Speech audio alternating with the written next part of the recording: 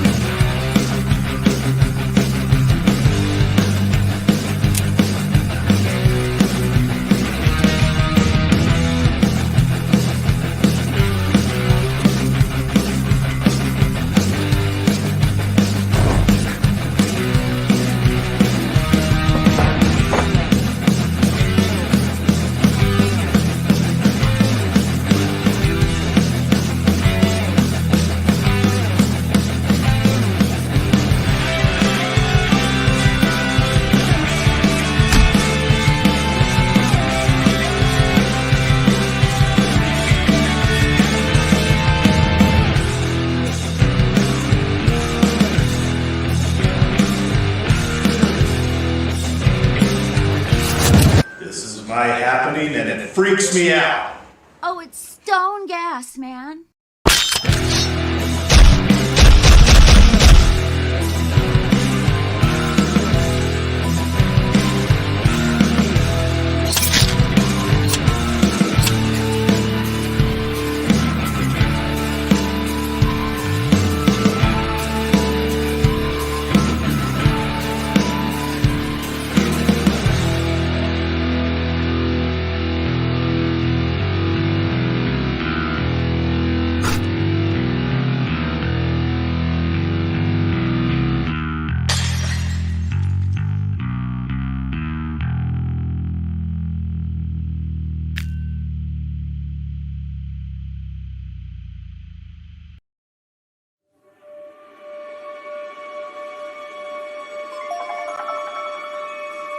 I don't know, man. I just haven't felt very good. I know. I haven't either. Not since... Yeah, since you brought us back.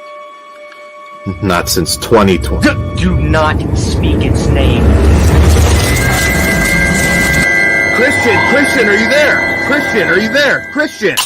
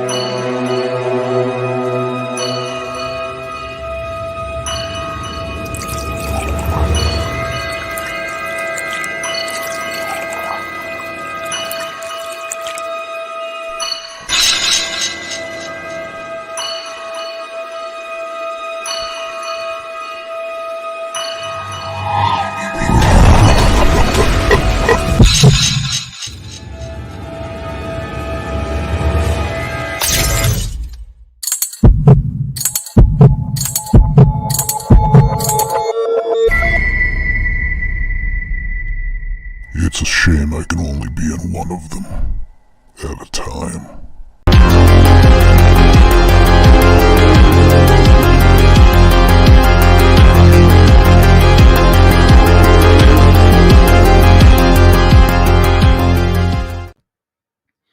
All right, and we are live. How is everyone tonight? Hope everyone is doing very, very well. Am I coming through loud and clear? Let's see. Yes, I am coming through loud and clear. How's everyone doing this evening? Hope you are all doing very, very well. We've got a really cool episode of Region Free lined up for you. Got some new blood here, so it'll be should be a good show. I do want to give a shout out right off the bat to our patrons, Herman T. Crabb, Dan Shine, Rick Plamondon, Jeff Overing, Jamie Cameron, Jess Graham, The Daily Ghost, James Welch, Joshua Smith, Lee Gannon, Disco Demon, Kevin Smythe, Stone, and Captain Halloween. Thank you all for being patrons and supporting the show. We all appreciate it. We have got a lot of exclusive content already over on our Patreon, and a lot more planned for the near future. So if you would like to support the show and get some exclusive swag, that is the place to do it. We are going to put a hold on Raiho's Visual Media Masochist for just a short time, but that one we will have that available very, very soon. Let's check the poll on that one. Let's see what bad movie is in the lead. Looks like The Mummy is still in the lead with 6 votes. Justice League is in second place with 3 votes, and The Dark Tower is in third place also with 3 votes. So, but without further ado, let's go ahead and get the ball rolling here. And joining me tonight, I have got the legendary B-Movie Mike. What's up, Mike? Hey, what's up, man? How's it going? Good. How are you? Doing great. Good, man. Good. 2 weeks in a row. Yeah, I can't believe it. Very cool, man. Very cool. I haven't slept much. I've been busy as hell, but doing what I can to be around more often because I miss doing it. Cool. Well, it's always good to have you back. It gets everybody excited. Everybody just loves some B-Movie Mike, you know? So I appreciate it. Yeah, right on. Also with me tonight is Stone Gassman. What's up, Stone? Live from New York, it's Stone Gassman. How is everybody doing tonight? I think tonight's going to be an awesome show. Like Piz said, we're going to get some new blood, and I think we're going to have some awesome topics as well. Really looking forward to it. Yeah, right on, right on. Also with me tonight is Lauren. What's going on, Lauren? Zombie Ready is playing in 52 screens across this country. People, if you have the stomach for going out in public like a normal human being, go support the genre, because there is theaters that are playing new content that deserves your eyes. It's a great zombie comedy. It is subtitled. Its original language is Tululu, but it is pretty amazing. And I just think we all need to start putting our money where our mouths are and get out there and supporting the new good stuff. There you go. There you go. And we've got some new blood with us tonight. They passed their gang initiation. They both took horrible beatings, but they managed to be here with us tonight. First up from the Flesh Wounds podcast, Dan Shine. What's up, Dan? I'm doing great, Piz. It's an honor to be on with you. I'm going to try not to be like that Brady Bunch cousin nobody liked and sinks the ship. So I'm going to try. I'm going to give my best effort. Good, good. Don't Yoko us either. I will not Yoko you. Don't Yoko us. All right, but good to have you on, man. And we have also got horror gal Susan. What's up, Susan? Hey, how's everybody doing? Good. How are you doing? Oh, pretty good. Pretty good. Trying to navigate all this. This is all new for me, so I'll probably be the Brady Bunch cousin. I don't think so. But thank you for joining us tonight too. Thank you. Thanks for having me. You're very, very welcome. Very, very welcome. Let me give some shout outs to the people in the chat. Let's see. We've got Herman T. Crab in the chat, who's a new patron. What's up, Herman? We got the Daily Ghost. There's Jamie. Hey, Jamie. David Vines, Jeff Graham. There's Steak Sauce. Saucy. Hey. Let's see. Media Dude 95, who says, "You are the professor, Mike." That's very true. JS, Big Crack Rock, RJ Scarinti, Misha Romo, Mark Striano. Got a lively chat going already tonight. But yeah, why don't we go ahead and dive? Oh, there's Gibbs. Gibbs is in the chat. What's up, Gibbs? Let's go ahead and dive right into talking about some stuff. Mike, I believe you've got a review for us of a really interesting sounding movie called Windows. Tell us about it. Yeah, it's a bit obscure, but I thank Stone for sending it to me. I would have never watched it had he not done that. And for me, it was kind of an unexpected pleasure, a diamond in the rough, if you will. Directed by Gordon Willis, who was a famed cinematographer on the Godfather series, and many, many credits to his name. brilliant cinematographer, and really one of the things that I liked about this movie the most is it's just, I don't try to put down new movies. I know Jay has accused me of being one of the old men that scream at the sky, and I won't watch anything made after 1985. That's not true. But I do appreciate movies that are actually shot on film artistically. There's something about it that you just can't get around. And the way he shoots New York City, the Brooklyn Bridge, you see the towers that we miss very much, quite a few shots. It's just beautiful. I mean, it's 79 going into 80, so it's a slower, threadbare plot. There's really not a lot to it, but it's just beautiful. It's well shot. It's well acted. I appreciate it's a psychological thriller, so it's not a slasher. It's not a boo scare movie, and I really appreciated that too. It's just a slow burn with some interesting characters, a nice psychological twist to it. I don't want to give too much away because it's really easy to do because the plot's very simple.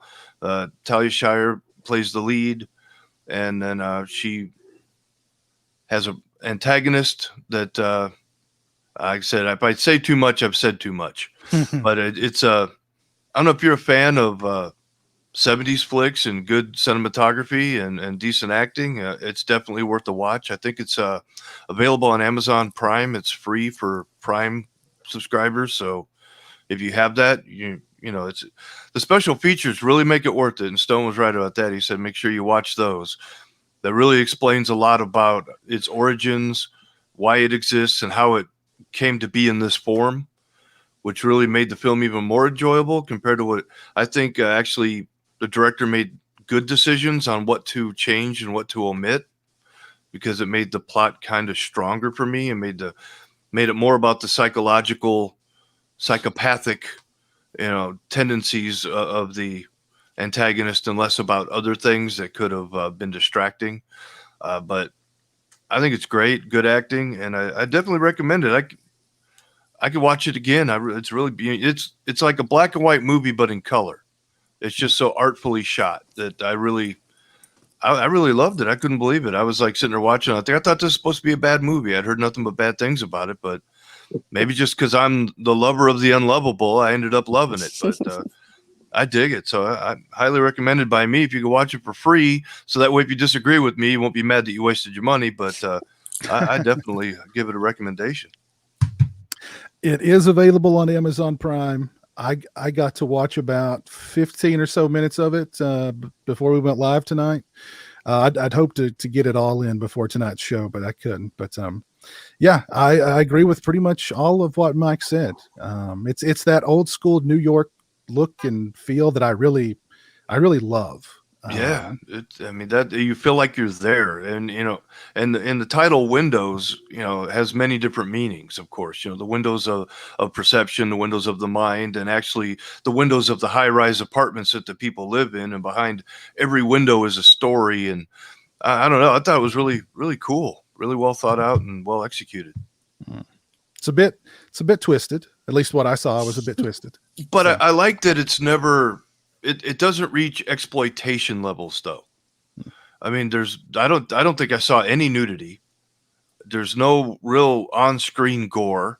You see a little blood here or there, but there's no, Friday the 13th or even, more so gratuitous gore in it. I mean, it's not Day of the Woman, right? I mean, it's not exploitation in that level, but there is, some elements to it that could be shocking to some people, but I thought it was very well handled and tastefully done.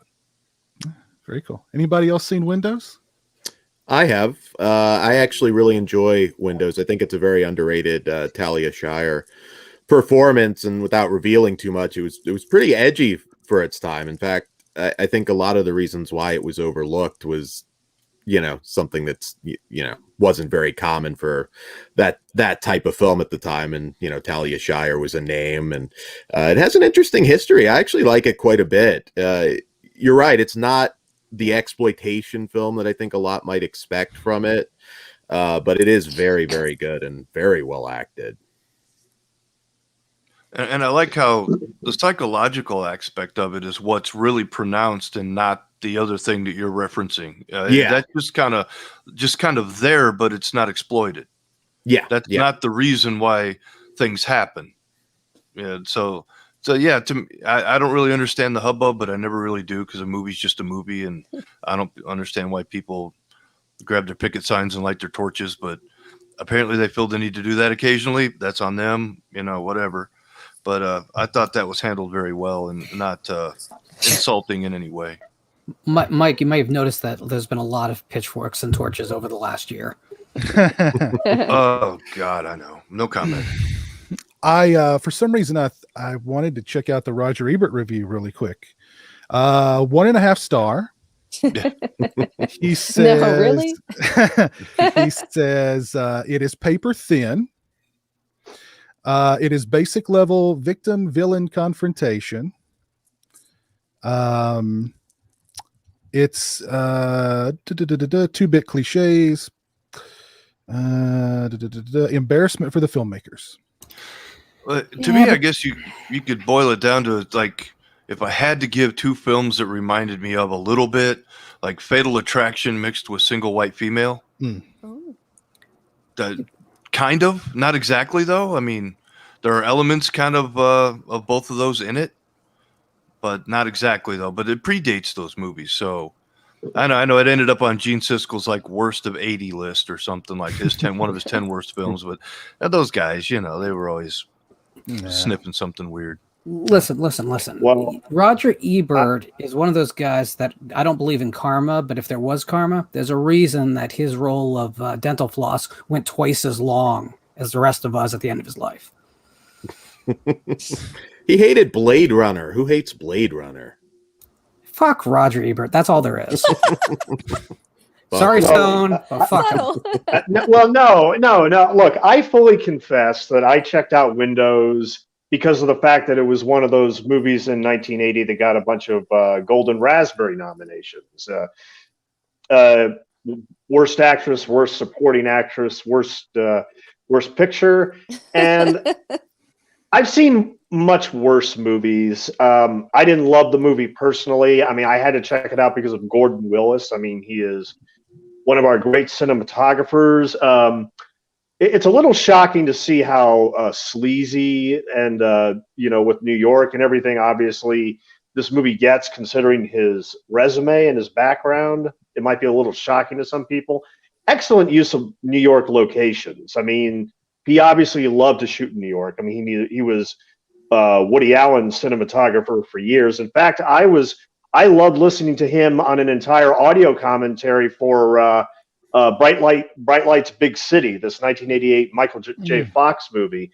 But just an amazing cinematographer. So, but I thought, I don't need to see the movie again. I wanted to give it to somebody who might appreciate it more than me and watch it more than me. So I gave it to Mike. But those bonus features on the Shout Factory are legitimately good for anyone who might consider getting it before it goes out of print.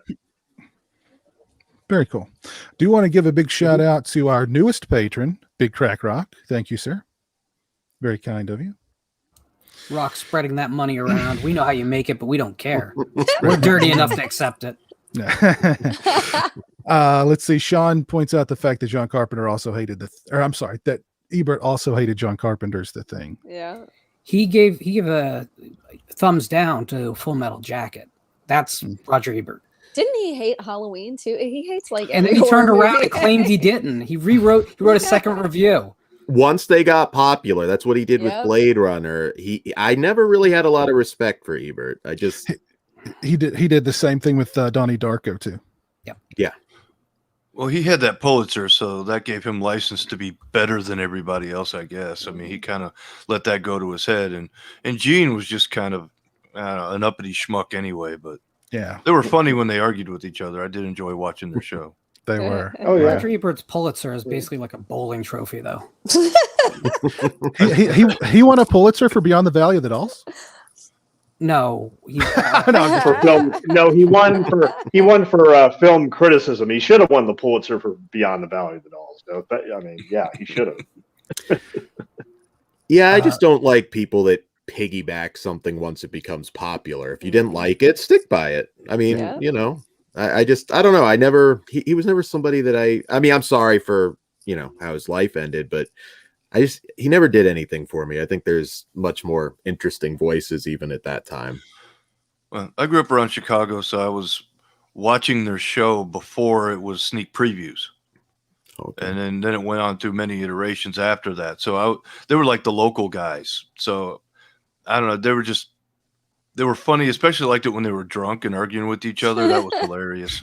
I mean, it was like a war to see who could be the biggest pompous ass. You know, it was, oh, I'm more pompous than you are. No, I am. You know, well, I hate this movie, even though it was great. I don't know. They were fun. So every once in a while, they would come down off their high horse and actually give something the acknowledgement that it was due. Like they championed Star Wars when a lot of other critics tore it apart. And there was a few other instances where they kind of came through. But a lot of times they'd just rather talk about movies that never played in America. Or if they did, they played in maybe 2 art houses, one in New York and one in LA, and nobody had a chance to see them. But I take their word for it. I guess they were great, but most of the movies I liked, they trashed. So usually if they didn't like it, I knew I was going to like it. So I used them as the opposite barometer, you know?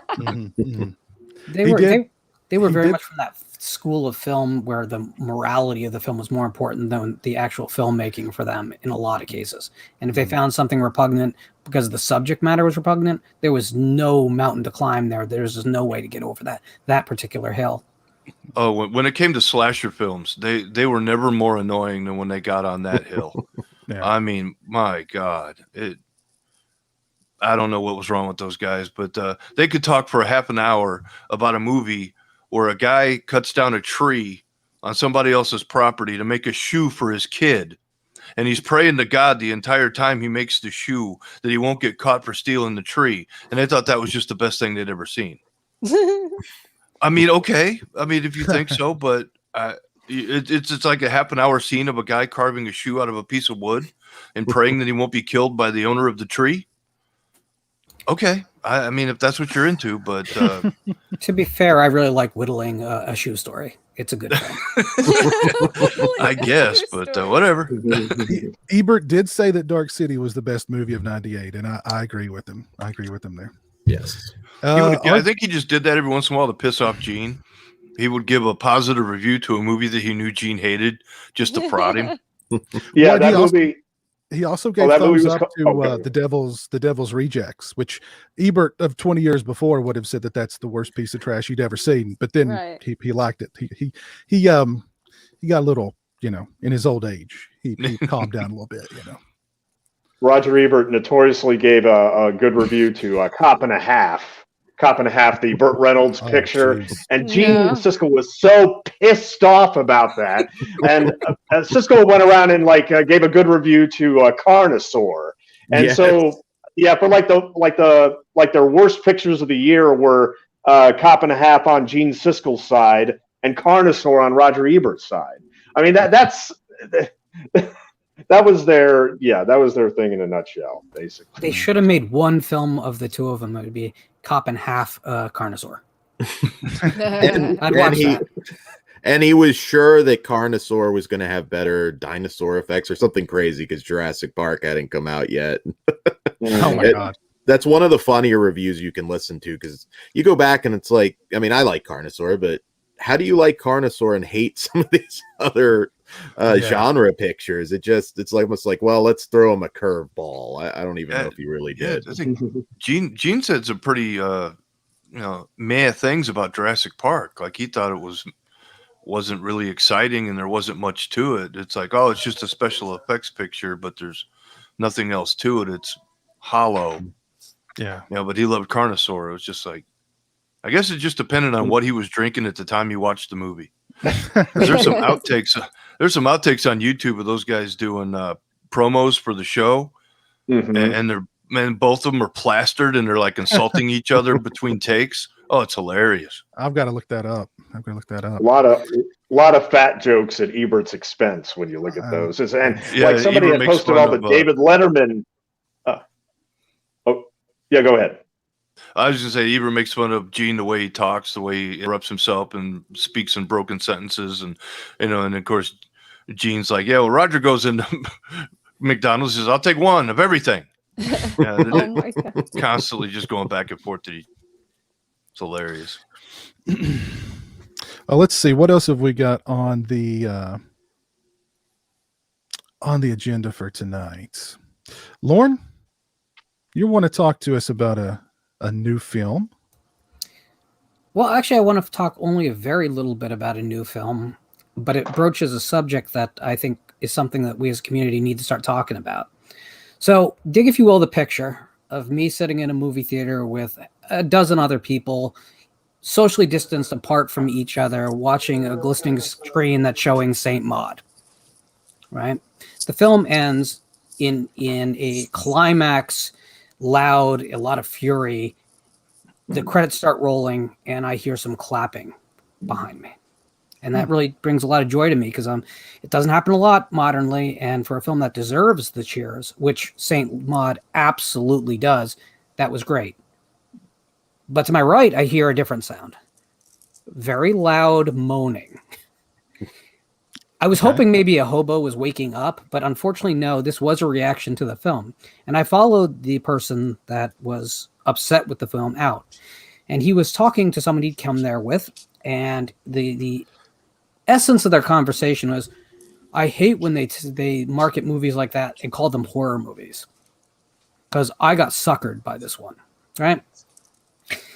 Now, the horror genre is a place where Uwe Boll and Ulai Lamel can make films, and William Friedkin and Ari Aster can make films. So it's a wide variety of artists working to bring us this form of entertainment. And it's all this entertainment that's supposed to prey on our dark emotions, whether it's to scare us or make us laugh about things that in real life wouldn't be funny, certainly, to make us explore things in our lives that are uncomfortable, like grief or sorrow, or in the case of Saint Maud, loneliness. The truth is, it's going to be hit or miss for people because none of us have this exact same emotional range at any given time in our life. We all have real lives. We have things going on. Some things are going to land for us because they're very relevant in the moment. And for other people, those things are not going to land at all. But I've noticed this growing trend, this divide in the community, whereas some will champion anything that A24 puts out. And I've been accused of being guilty of this, although I haven't seen everything from A24. And the criticism there is that the quote-unquote elevated horror, a term I hate, is somehow holding back the genre because it's not allowing people who just want good fun enough of a room or a platform in the community. Remember the good old days when Terror Train came out, they will say. The thing is, I do remember the good old days of Terror Train, and that doesn't stop me from loving Hereditary or Saint Maud or The Lighthouse. But that community tends to want to define horror to disclude what we call elevated horror because of some perceived mixed blessing of its existence. On the other hand, yet there is those who only seem to want to deal with elevated horror, who automatically dismiss anything that comes out that's cheap and fast and out of control like a exploitation film should be. And they're claiming that by clinging on to the blood and breasts of the years gone by, that the would-be Joe Bob Briggses of the world are preventing new people from the middle of the entertainment spectrum who are watching, the HBO and Showtime original series and expect that quality of writing and production from everything they see from getting involved in the genre. I think we need to find a solution for this, and the answer isn't to not go see Saint Maud or not go see The Wrong Turn remake. The answer is for us to see it all and have a good, firm conversation and maybe listen to each other for once and maybe reevaluate occasionally. Not be so tribal with our beliefs, like all the tribalism that is currently infecting our culture, where we're not allowed to talk honestly lest we be called, names or screamed at about what we should or shouldn't think or do or love or believe. Maybe we just start talking with each other again and really get back to being a community. We used to have conventions. Remember those? It seems like a lifetime ago, maybe a couple decades back. I don't know. Whereas you'd meet people because you'd be on a line that was moving far too slow for a celebrity you're going to pay far too much to meet for 3.5 seconds. We used to say, hey, cool shirt. And then you'd start talking. And maybe you'd disagree, but you'd hear someone else's point of view. I think we desperately need that again. And online could be that thing, I guess, but it's doing a pretty poor job at the moment, in my opinion. So, guys, let me turn it over to the panel. Like, how can we bring the community together? How can we stop the kind of divide and the tribalism that is, I think, really destructive to this community? I think we have to cancel the people who do not think exactly the same way we do. Yeah, that hasn't been working from what I see. I don't know, with anything, people have to want to get along. You have to want to leave your echo chamber. You have to want to reach out and challenge yourself by talking to people that think differently than you. And until you can bring yourself to that point, you will be locked inside your tribe. This is a societal problem that's been, I think social media has actually kind of made that part of it stronger. And we need just to go back where you run into a stranger, you can have a conversation with them. You don't really know anything about them. You don't know what they think or how they vote, and it doesn't matter. I think that's where we have to be able to get back to where, it doesn't matter. You're just one human talking to another human. Pay attention to what you have in common, and the rest of it doesn't matter. And I'm not suggesting everyone has to love everything. Not at all. Yeah. Oh, no. You can't. No, but you can't. yeah. Go ahead, Susan. Yeah, I'm sorry with the delay. I'm a little bit delayed. And also the judgment. I notice a lot of judgment. Like, you can probably see Halloween, things like that. Like, people will automatically assume that because I'm a huge Halloween franchise fan that I love every single thing and I won't point out any flaws, or that because I love a lot of B-movie 80s cheesy horror that I'm not going to appreciate the Hereditaries of the horror genre. And they're so wrong. Or people will say, oh, well, Susan, she likes the, cheesy 80s horror, so I'm not going to talk to her about Us. No, excuse me, back it up. That's not where we're at all. Or, she doesn't like remakes. People are just putting judgment because if people are highlighting things that they do like within the genre, they just assume, if people mention a few paranormal, then they only like the subgenre of paranormal. So we can't talk to them or bring them into a conversation about these things. And I think that that's really, really narrow-minded, and people need to just chill. I mean, like you said, you could see someone with a shirt. Maybe you didn't like that movie, but you're like, hey, you're another horror fan, and we could have a good discussion about this. And just respect that there are things that people are going to like and dislike in every aspect of horror or a film in general. And why can't we just have fun conversations about that? If everyone thought like everyone else, how boring would everything be? I mean, you're not going to have anyone to enlighten you or to show you different sides of things. It's really kind of disheartening. And like you said, I think that social media, in a strange way, like, it's brought people together, but it's also helped to divide people. So I agree that there just needs to be more open interaction with everyone, and just kind of let down all these guards and walls, and just be open. Even if you are one of those people that only likes one aspect, just be open to watching one of those films or hearing someone out about it, and just, take a chance on it, that kind of thing. I just think that people aren't as open as they should be. And we're very lucky because the horror genre is very diverse. There's all kinds of films. There's all kinds of adventures that you can go on. 2020 was an miraculous year. A lot of strong films. Even some of the films that I might find kind of dumb fun were fun. And, there's so many opportunities to branch out for every, Empty Man. There is also a Hazing, older film, but good example of just a fun movie. Rolf Konevsky. And yeah, I think a lot of people are guilty, I think, of just not branching out. I can't count how many times I hear somebody say, oh, there were no good horror movies after the 80s. I hear that all the time. You can go on any horror site and oh my God. I mean, there was good stuff in the 90s, even when we were in a drought period. You just have to dig for it. And there's really is something for everyone. And I think everybody needs to just, get out of their box a little bit. I know for me, I watch on a busy week as much as a dozen new horror movies a week. Not much of a personal life in quarantine. Yeah, get out there, guys. There is so much to discover. I know Lawrence talked a lot about Empty Man. That's a great film. Hopefully Saint Maud as more people are able to see it, that'll blow up, much like Hereditary, Midsummer, and so on. But also, you know what?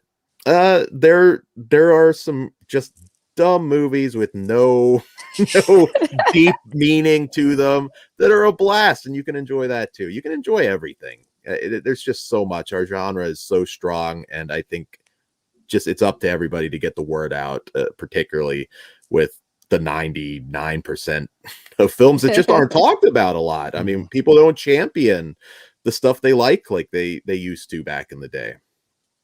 Well, there's also a big divide in people watching movies from abroad or movies that are subtitled or like, different cultures have different fears. So I was talking to my girlfriend the other night, and I was talking about how, Asian horror, you never see a guy in a mask chasing a girl in an Asian horror film. It's all about, spirits and vengeful spirits and angry spirits and spirits that aren't at rest and that sort of thing. Because that's their culture. And that could be a bit of a culture shock to somebody who's a huge slasher fan or serial killer fan. And then you add into the mix, having to read the dialogue, which some people are just completely against. They're missing out on a lot of great movies. I'm not against that, but I understand both sides. Now, the picture on the screen is divided up into thirds. Okay, it's called the rule of thirds. And when a cinematographer designs a shot, there's information split up into each third. Now, when you're watching a movie with subtitles, you're predominantly paying attention to the bottom third of the screen. So you are missing some visual. You have a choice to miss out on some visual information or to miss out on what they're saying in the dialogue. Now, a read-along adventure can be cool, but film is a visual medium. So for that reason, subtitles bother me. I could watch them, and I've watched many movies that were really good that were subtitled, but I feel like I'm missing 2/3 of the film when I do that. That's the only reason it bothers me. It's not because, I can't be bothered to read. No, it's just that I'm missing 2/3 of the information that the cinematographer created for me.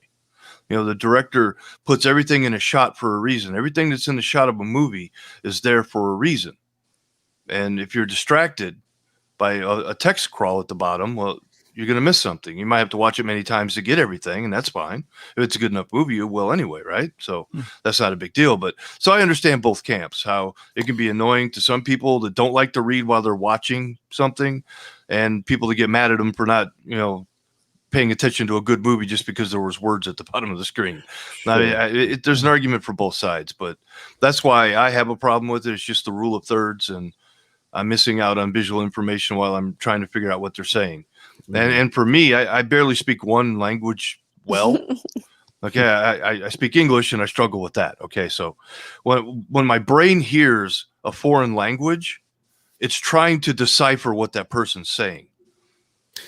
And after a while, that can be cumbersome to my ineffectual intellect, I guess. But that's something I can deal with. I love Troll. Was it Troll Hunter? Yeah. That was a great flick. It was a read-along adventure. I enjoyed every minute of it. It was cheesy. It was fun. But that was one where you didn't necessarily have to know what they were saying to enjoy the film. It wasn't some text-heavy thing where that last piece of dialogue was so important I have to rewind it, But I see the argument either way. I think in time, as you watch more foreign film, it doesn't get to be as distracting. It's kind of a skill like anything else of taking in both pieces of information at once. I mean, and again, to Dan's point, I love a great story, obviously, right? I love intelligent, well put together, well crafted storytelling, but I also am watching a rare television series for me to watch because I don't usually watch television. I'm watching the Korean series Sweet Home, which is absolutely ridiculous and wonderful and has probably nothing that normally people would expect me to enjoy. But after the first episode, I kind of forgot that they're speaking Korean entirely. It's just it becomes its own experience for me anyway.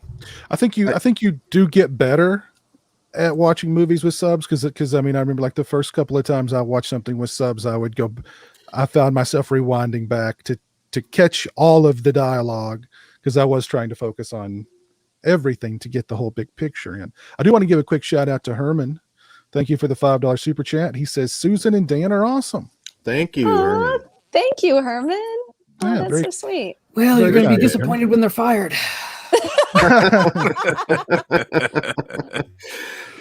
You know, it's funny because I think subtitled or dubbed or whatnot, I do think foreign horror is going to be more important than ever going forward because here in the US, I mean, it's changing very fast. I mean, cancel culture is running amok.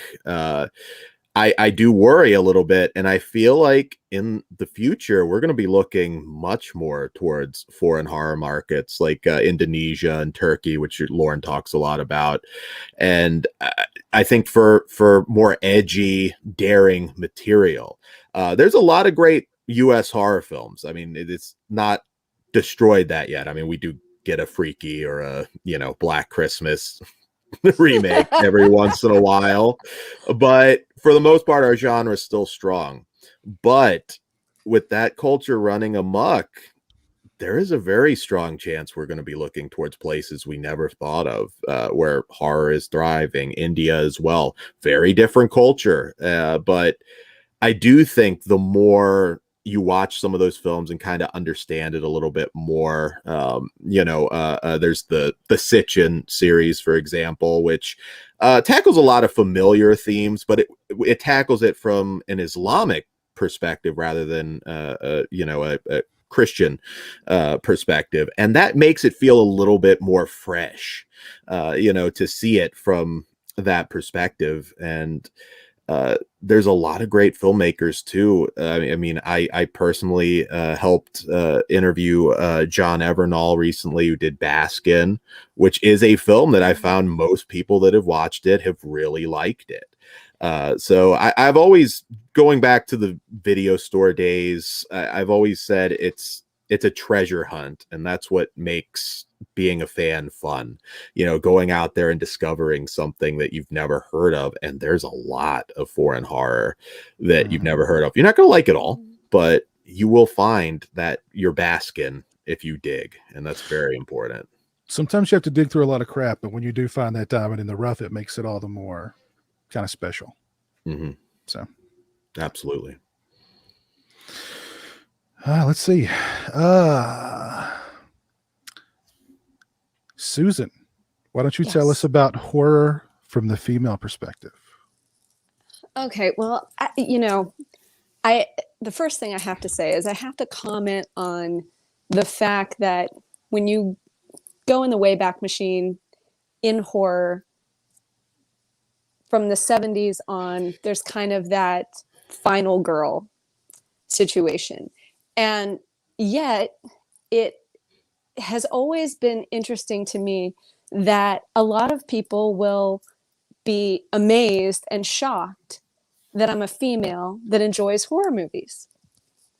And to me, there are certain aspects of horror that would obviously be appealing to females, and a lot of people just kind of overlook that entirely. Obviously the whole good versus evil, or that kind of nerdy girl that people can identify with, who actually ends up being the one that survives this whole entire nightmare situation, whatever is given in a film. So I always seemed surprised that other people were surprised that I was a fan of horror. And I was also always surprised that being a female that liked horror, there were a lot of stereotypes immediately put upon me because I liked horror. I must be weird, I must be scary, I must be mentally unhinged. And I think that, thankfully, I think that that has slowly kind of gone with the wind, and people don't approach females in horror, whether it's watching a horror film, being a horror fan, participating in a film, being behind the camera of a film.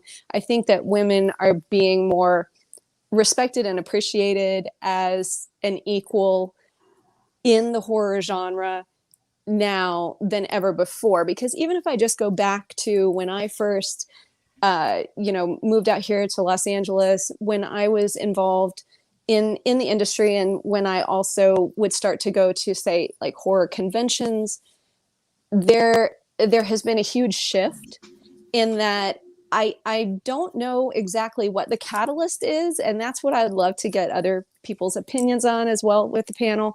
But I have noticed that there's been a huge shift in the way that women are viewed, and that there are a lot more women who, I think personally, just from people that I know and my own experience, that they were horror fans all along, but they didn't feel comfortable being out as a horror fan, because of perceived misconceptions about people or whatever the case may be. And that now all of those things are kind of accepted, and it's not a big deal, and people understand. So now they're more accepted within the community and within just the genre as a whole. Again, whether we're talking about someone acting in a film, directing a film, or just being a fan of the film.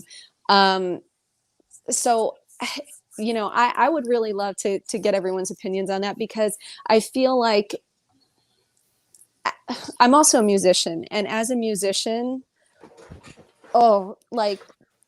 people want to say, oh, well, in horror, it's misogynistic. No, you know what? I experienced a lot of situations in the music business that were far worse than any way people were perceived or treated in the horror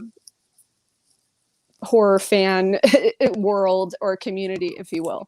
So as far as that's concerned, I do feel that maybe originally your opinions about horror, things like that, weren't as valued, or it was more like an objectification of, okay, and we do still see this, or at least I do on Instagram, that there are a lot of female horror fans that, in order to get the views, the likes, to, want someone to get their opinion or their take on things, or to get a sponsorship or whatever, they're posting, with the Blu-ray in between their legs, wearing nothing but a thong or G-string or whatever you want to call it. I don't care, underwear.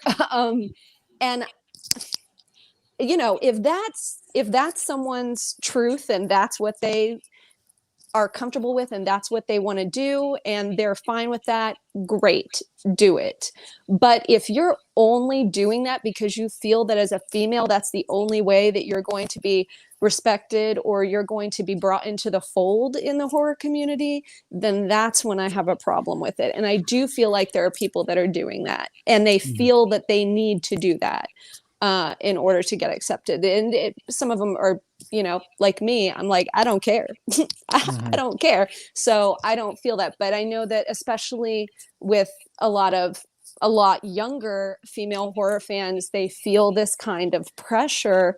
And it's still kind of taking it back to that objectifying women and that sort of thing, that if I'm half naked with, stage blood all over me, that maybe then I will be looked at as worthy in the community. So in one way, I feel like it's really evolved, but in another way, I feel like it's kind of still where it was before. So I personally, as a female, I know it's different for me and my perspective and how other females are viewed in horror and in the community. But I've always had mostly all male friends. I have very few female friends my whole life. So I've always been kind of that like kid sister and that sort of thing. So I've been treated very well personally, but I have heard other horror stories. So I would love to know, like what you guys think or what you've seen or what your input is on it as well. Go ahead. Very early in my podcasting days, long forgotten little podcast called Horror Theater Radio. I actually worked with somebody once, a middle-aged lady, I think around 50 something, and she was very nervous. She was a fan of exploitation films, like very nasty exploitation films, and I mean that in the best possible way. Ilsa, She-Wolf of the SS, a lot of stuff that you would not expect her to like. And she had a job that maybe the perception would be you wouldn't be into that sort of thing. And I always felt really bad because she was always really nervous about somebody maybe in her family discovering the show, or she even used a fake name. And I think that's very sad, because I think there are a lot of horror fans out there that don't have to be closeted. It's so silly. You don't have to look like me or be covered in tattoos to love horror. And I would say this to anybody listening to this show right now that might be nervous about letting your voice be heard in the community. Get out there and do it. Start a podcast. You never know. I mean, here I am on this show, and I never would have thought that I'd be doing podcasts. I'm an introvert until I really get to know people, and we need to hear from you, whether you're from whatever community you're from, whatever your gender, whatever age, whatever job you have. Don't be ashamed to love what you love. And I mean, it's such a diverse genre. I think horror films are the most interesting films being made, and I'm a cinephile in general.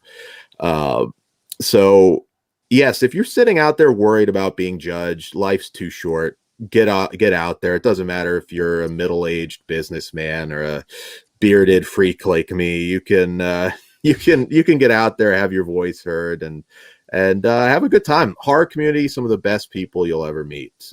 So anybody listening now, please, be heard on this show or anybody else's show. Just get out there, let your voice be heard, and champion what you love, because it's very important. And hey, now is the time also. I don't know if you guys saw, but it was plastered all over the news and the newspaper. And they were saying that people who love horror movies and or any kind of disaster type films, things like The Walking Dead, that we are all mentally handling this global pandemic and lockdown and quarantine and everything far better than people who do not like those things, do not watch those things, think that it's beneath them. All of them are floundering. They're like, I can't stay in my house one more day. And I'm like, oh, I'm good. What? Oh, okay. So yeah. So don't be afraid.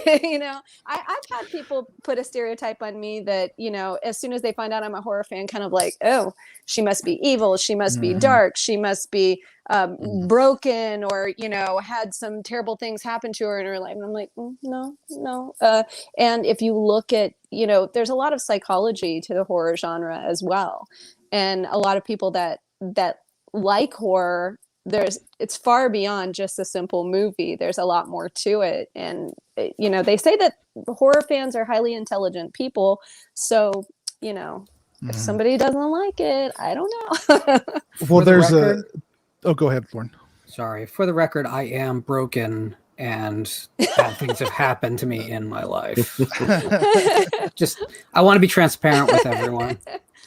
Well, I think there's a stigma to being a horror fan, that you're weird, that you're this close to being a serial killer, or maybe you are a serial killer, because who else would want to watch these movies, right? But I think there's also a stigma to being a female in the horror community. Like you said, you're broken, you're a cutter, you've got daddy issues, you've got issues. And that was going to lead me to a question I wanted to ask you. I'll just go ahead and ask it. How has your experience being a female horror YouTuber been? Well, honestly, it's been okay. I have not suffered some of the how do I want to say trolls and things like that other people have. I mean, I'm a pretty small, microscopically small channel, so I don't know if that comes into play with it or not. But I really haven't. I'm kind of, a lot of times I think that, it's kind of like a serial killer picking their victim. They pick the weak ones, right? It's like, do you want to come in and say something to me? I'm sorry, delete, block, move on. What was the next person saying? Like, I just don't have time. I don't put up with that. I was bullied all through school. There's nothing that anybody could say to me that would be anything that I didn't already hear when I was in school and just, rise above. So, I think that is kind of a thing where there are more female YouTubers that get that kind of stuff thrown at them than male. I also have noticed, though, that there is this situation, current state of society and culture and everything. It's confusing because now, someone could come to one of my videos on YouTube and leave a compliment like, I like your hair. I like retro stuff. So, that sort of thing. I like your hair, or you look nice today, or your makeup's pretty, or whatever. And all of a sudden it's invalidating my work and my material. Give me a break. Somebody can't just make a nice compliment. And then if I reply and say, thank you, they're like, oh, well, she wants that kind of attention. Excuse me. If a guy did that, you wouldn't care. So that's where there is kind of that differentiating between the way that men are treated and the way that women are treated. treated. So I do feel that is, again, where it's kind of like an objectifying kind of situation. If somebody tells me that I look nice in a video, they're objectifying women. But if somebody goes onto a guy's video and says, hey man, that sure looks good on you, nobody cares. Nobody says anything. And the guy says, thanks, man. Okay, great. But because somebody said that they, liked my dress, all of a sudden, they're picturing me naked and all this kind of, give me a break. And it kind of bothers me when people say things like that coming to a YouTube video, because it's like, do you really think that I'm that stupid that I can't tell intent in that statement? I know the difference between, oh my God, blah, blah, blah, blah, and you look nice today or whatever. It's just... there is a huge thing surrounding that, which is all like a sexuality and that sort of thing. If women are not, in full makeup and all this kind of stuff and everything, all of a sudden somebody has something to say. But if a guy goes on with, bedhead, nobody cares. So I do feel that there is, a double standard when it comes to that sort of visual for YouTube. And, maybe just that it doesn't seem like, that the female stereotype will come into play, that it's like, okay, well, yeah, we don't really want a female in this.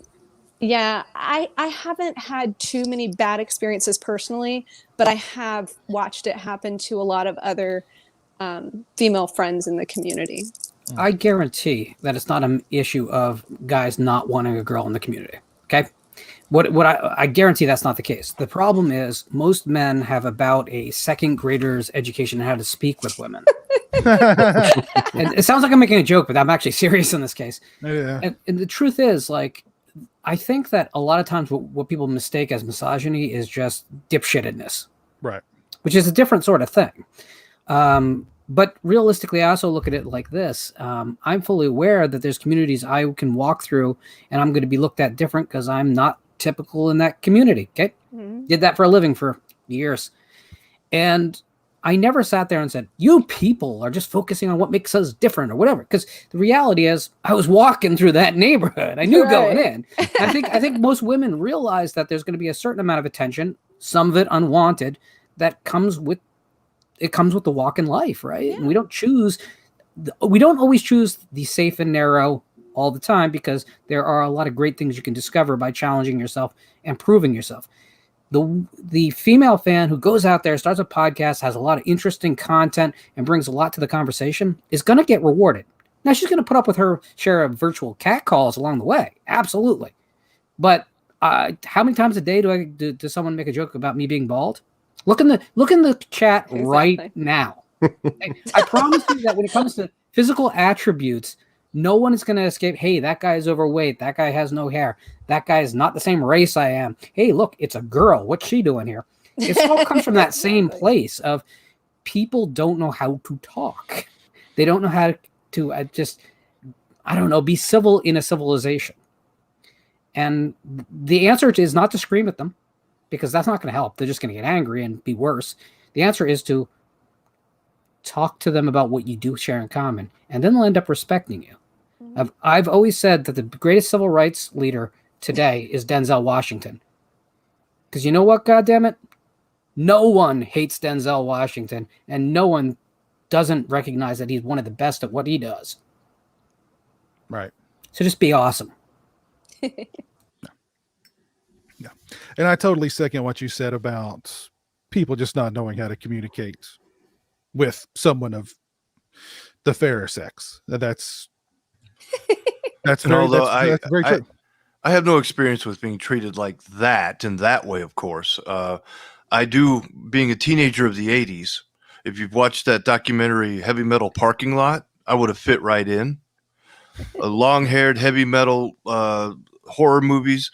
Yeah, I was looked at as a punk or a criminal or a thug or just an undesirable of any type. You know, that we had those accusations thrown at us. We had to deal with the Washington Wives and the PMRC. We had to deal with the Satanic Panic. Oh, you listen to Slayer? You're a devil worshiper. I mean, sure, I didn't have to deal with misogyny, but I had to deal with my own kind of people throwing insults and accusations at me just because I had long hair, leather jacket, and I liked Metallica. You know, and I read Fangoria, and I loved Friday the 13th. Well, that made me unsuitable for society. You have issues, you know. You're a psycho. Yeah. So I even though I haven't experienced, the other side of that from a female perspective, I definitely know what it feels like to have experienced it from my perspective.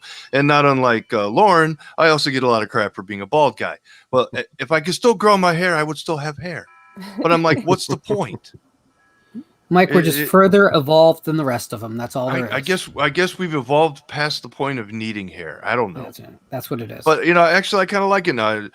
Take a bar of soap, wash my head, I'm good. I save money on shampoo. I don't see a downside.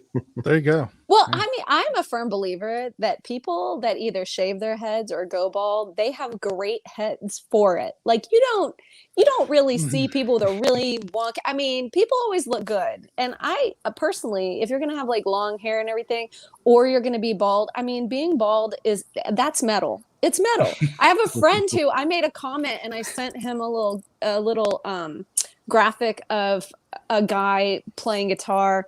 And he was like metal and he had really long hair and he flipped his hair and he's like, oh my God, you hurt my feelings. I'm like, why? He said, because the guy, and I'm like, because the guy is playing guitar. And he's like, because of his hair. And I'm like, so? And he's like, because I don't have any. And I'm like, yeah, so like that never crossed my mind, right? And I'm like being bald is metal. Like, why would you compare? Like, no, it's just as metal. I did not see this conversation turn into being what it's a bald and head. Okay, I just didn't see that coming. I got invited and I have cold brew, so I don't. We've turned this into a bald empowerment show. I said I was going to be the weird Brady Bunch cousin after you mentioned it. Region Free, sponsored by Rogaine. There you go. Because that's not doing anything to anyone's brain chemistry at all. No, thank you. That's true. Does anybody have anything they want to add to Susan's topic? Just as I kind of touched upon, don't worry about being judged. Once you actually get out there, you find you care less what people think Mhm. when you really just force yourself into maybe uncomfortable situations. And Yeah. don't let watch people the news. deny you. Just go out and talk to people, because you'll hear all kinds of things on the news which likes to sell fear and hate and all these other things. And you go out and you meet actual people, and it's not like that. Yeah. Except I for live in a steak very sauce. mixed area, and everybody's friendly with everybody, holding the doors open for each other. We're always like, "Hey, how you doing?" There's none of that. There's no hate groups running around trying to hurt somebody. Unfortunately, that sells ad space on the MSM, but it's not a true reality. That maybe in some smaller areas, small pockets, but for the most part, I haven't experienced it. So No, the world does not interact with each other like they do on Twitter. And that's important to remember because it can be a very depressing place at times. Yes. Yeah. yeah. You mentioned steak sauce earlier, and I want to say thank you, steak sauce, for becoming a new patron. Thank you, sir. Very kind of you. Go ahead, Stone. I'm sorry. Oh yeah, to complement what Dan and Susan were saying, I mean,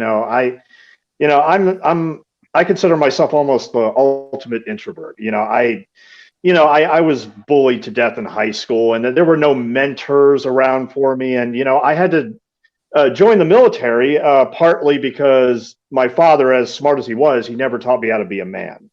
So, and unfortunately, when I got out of the military, I had PTSD and I just wanted to disappear, go off the grid, not communicate with anybody whatsoever. I was living among the deer in the woods, essentially, for a few years because I didn't want to deal with society anymore. And I didn't want to feel like I was being judged all the time. But, it took me a long time to actually come out of that shell. And, it's, only within the past 2 or 3 years where I've actually been willing to appear on camera and just gush about movies and actually meet people in these different communities. And, I just, I think I'm the ultimate, the ultimate version of that. I mean, just, it took me a long time to actually come out of my shell. Yeah. And I hope anybody listening to your story, Stone, remembers that and does it for themselves. It feels good to have community. That makes all the difference. No matter what's going on in your life, community is very important. It gets you through. Yes. Amen. Let's see. What have we got coming up next? Great topic. Great conversation. Very well done. Let's see. I'm up next, and I want to talk about Dracula and why we should just let him rest in peace. I'm sure some of you are aware of the fact that there are 2 new Dracula movies in production, one of which stars Dracula. The setting is a futuristic sci-fi Western that just screams Dracula, doesn't it? A futuristic sci-fi Western with Dracula. What are they thinking? Well, I want to know what they were smoking. I'm just. But wait, it gets worse. It had to be something good. We are also going to be in store for a quote unquote, how is it put? A faithful adaptation of Bram Stoker's novel from Blumhouse. So Dracula is looking good for the next couple of years. He's in some good company for the next couple of years with that futuristic sci-fi Western and Jason Blum's Wokula. We've got some good Dracula stuff coming up. Now the lady who is directing Dracula for Blumhouse, she's a good filmmaker, Karen Kusama. But I have faith that it'll be okay. But as we've seen with other Bloom stuff, his politics seem to get in the mix somehow or the other. So I'm in fear of Wokula. And do we need any more Dracula movies? Do we need more Dracula in? Haven't we seen enough of Dracula? Let the poor guy rest in peace. He's got to be spinning in his coffin right now. Just let him rest in peace. You know what I mean? I'm curious to see if Dracula's brides lecture him about his toxic masculinity. I think that's coming. So the You know movie that's is from coming? Lucy's point of view. You know that, right? For real. Yes. If it's a faithful adaptation, it should be from everybody's point of view, shouldn't it? Because I mean that's what the book is. Postulary, yeah. Yeah. But they're just focusing from Mina's point of view. Mina or Lucy? Actually, it's Mina. You're right. Okay. It's Mina Harker. Yeah. Okay. So just from Mina's point of view. Okay. I mean, I fear what they're going to do to Dr. Stewart and all the side characters, because you know that's fertile ground for injecting social commentary that was not in the original novel. Yeah. Yes.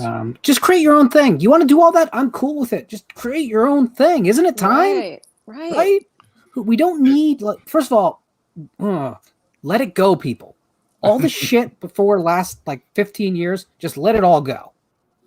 Because we're never going to get to that promised land of having a good next 30 years if we won't let the last 30 years go. Just stop. I don't like it when they cast the eye of dispersion upon the past. We can't judge how people lived in the past by modern day moral ethics, right? They lived in a different time by a different code.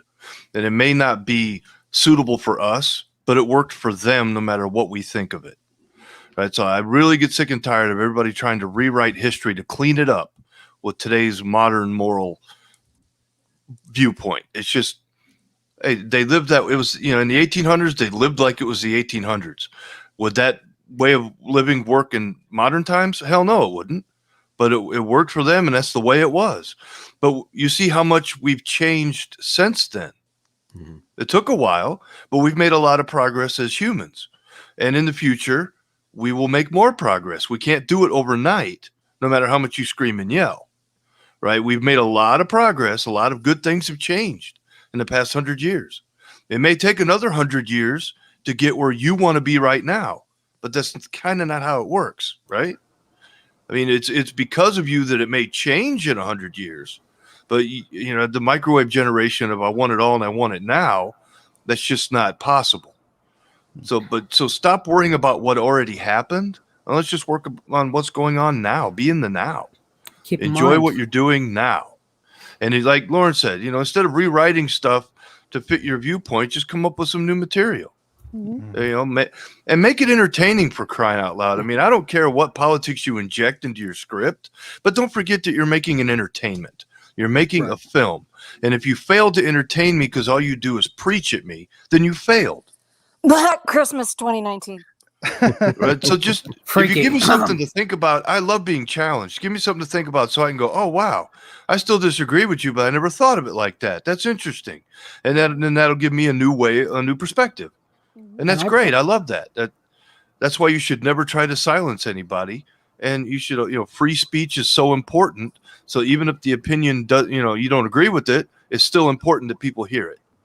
Now, I will defend people's right to free speech until I die. I may not always defend what they say, but I will defend their right to say it, because that is how change is accomplished. Voltaire. Keep in mind, in 100 years, we're all going to be looked at as completely Neanderthals.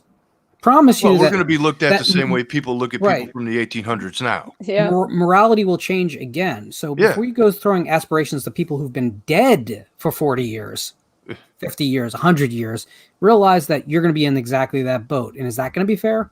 Because we eat meat, or because we are not buying, or we're buying items that come in packages? There's going to be a million ways that we're complicit in an age that's not considered enlightened in the future. So why don't we just work on making our world better and stop criticizing the past, and maybe get off each other's back about things today and find solutions. Nothing I hate more than people who want to bitch, but never offer up a sound, workable solution to a social problem. Hate it. And hindsight is always 2020. So stop.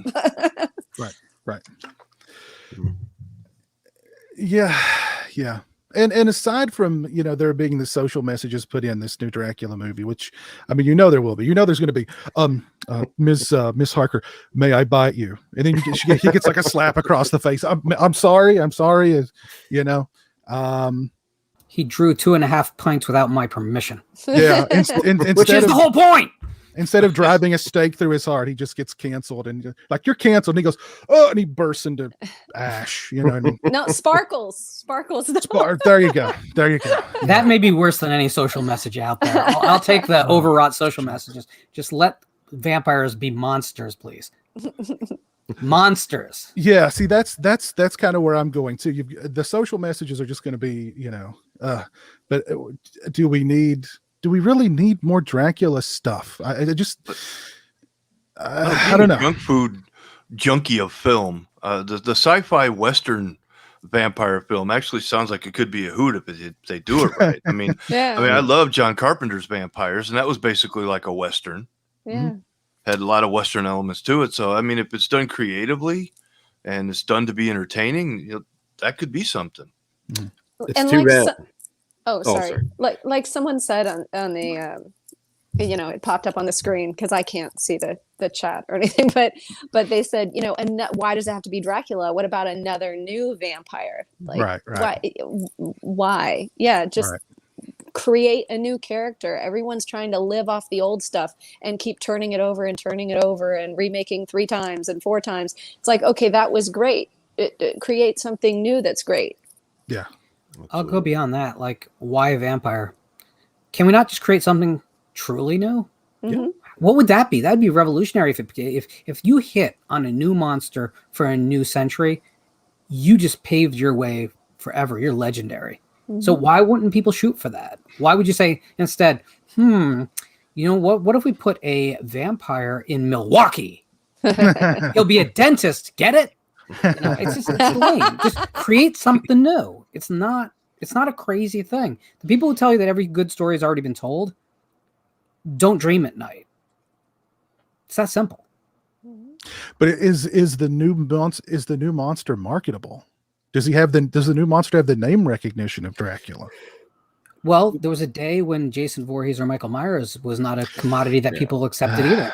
That was a long time ago. But Sam, Trick or Treat. Mm-hmm. Yeah, good point.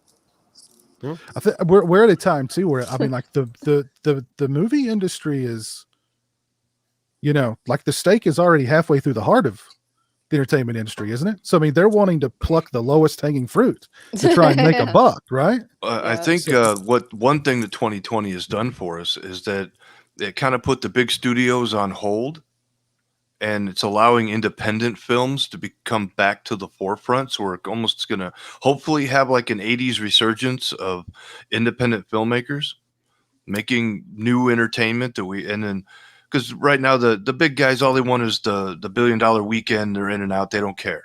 Mm-hmm. That it's all the big payday for them. So they really don't care if they make something that lasts because they're on to the next thing. But you have people that are really passionate about telling stories and making films, and they're forced to be creative because they don't have the budget. Well, that's really kind of what made films great to begin with. So hopefully this last year, as negative as it was, will have a positive effect on music and film moving forward. I think too, and indies are going to be very important because Hollywood is still greenlighting stuff that nobody wants to see. Yeah, that nobody gives a damn about, and I'm seeing it a lot. I'm a big Star Trek guy. That was very important to me growing up, and in the last Star Trek, which has always been a very hopeful, progressive show, even going back to the original, there was a scene where a character actually asked another character to respect her pronouns. It was so cringy because this is Star Trek. We're beyond all this in the future. At least humanity is. And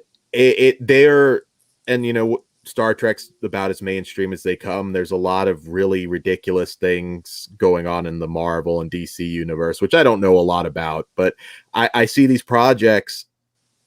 People don't want to see them. I mean, they're so out of touch. Some of the things that I've heard pitched recently from some friends of mine, I'm like, they're flushing money down the toilet.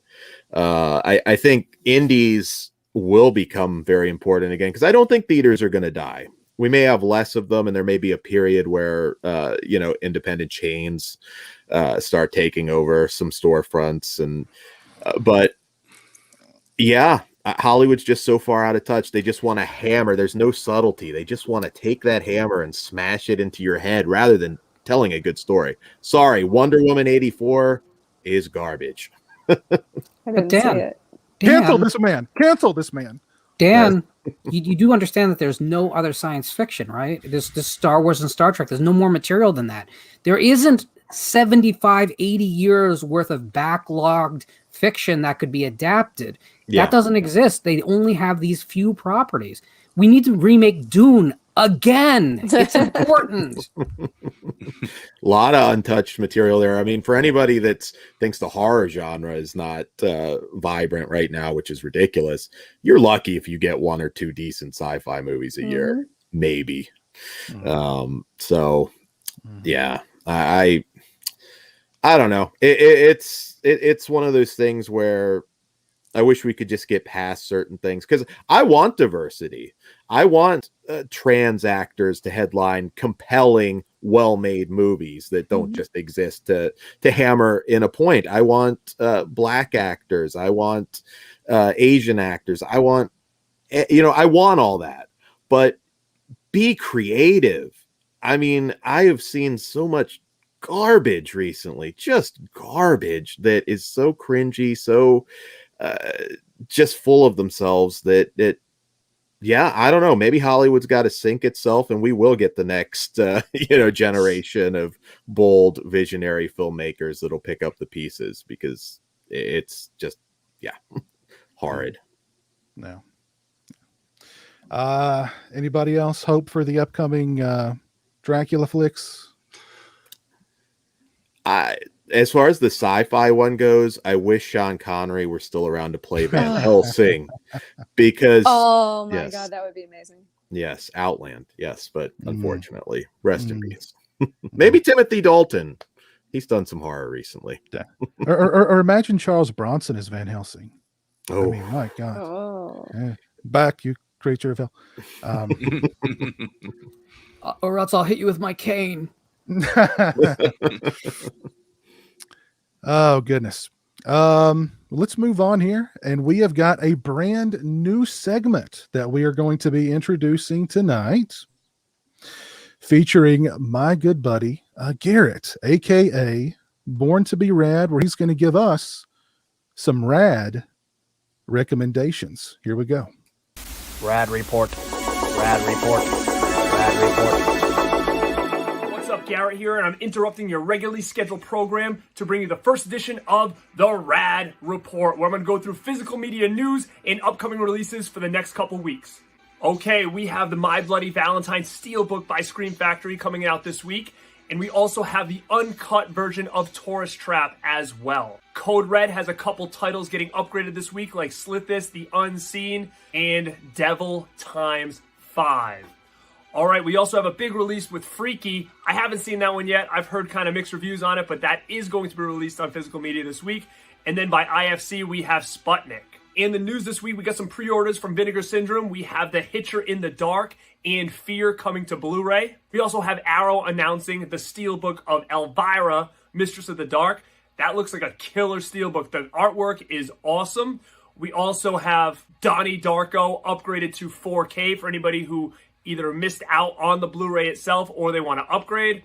And then Massacre Video just announced that they will be doing a pre-order for Toxic Zombies. It's one that not many people heard of. I have it on DVD. It's definitely going to be worth an upgrade. I'm looking forward to that. That's everything I have for this week. Thank you guys for checking this out. This is Garrett at Born to Be Rad, and enjoy the rest of Region Free.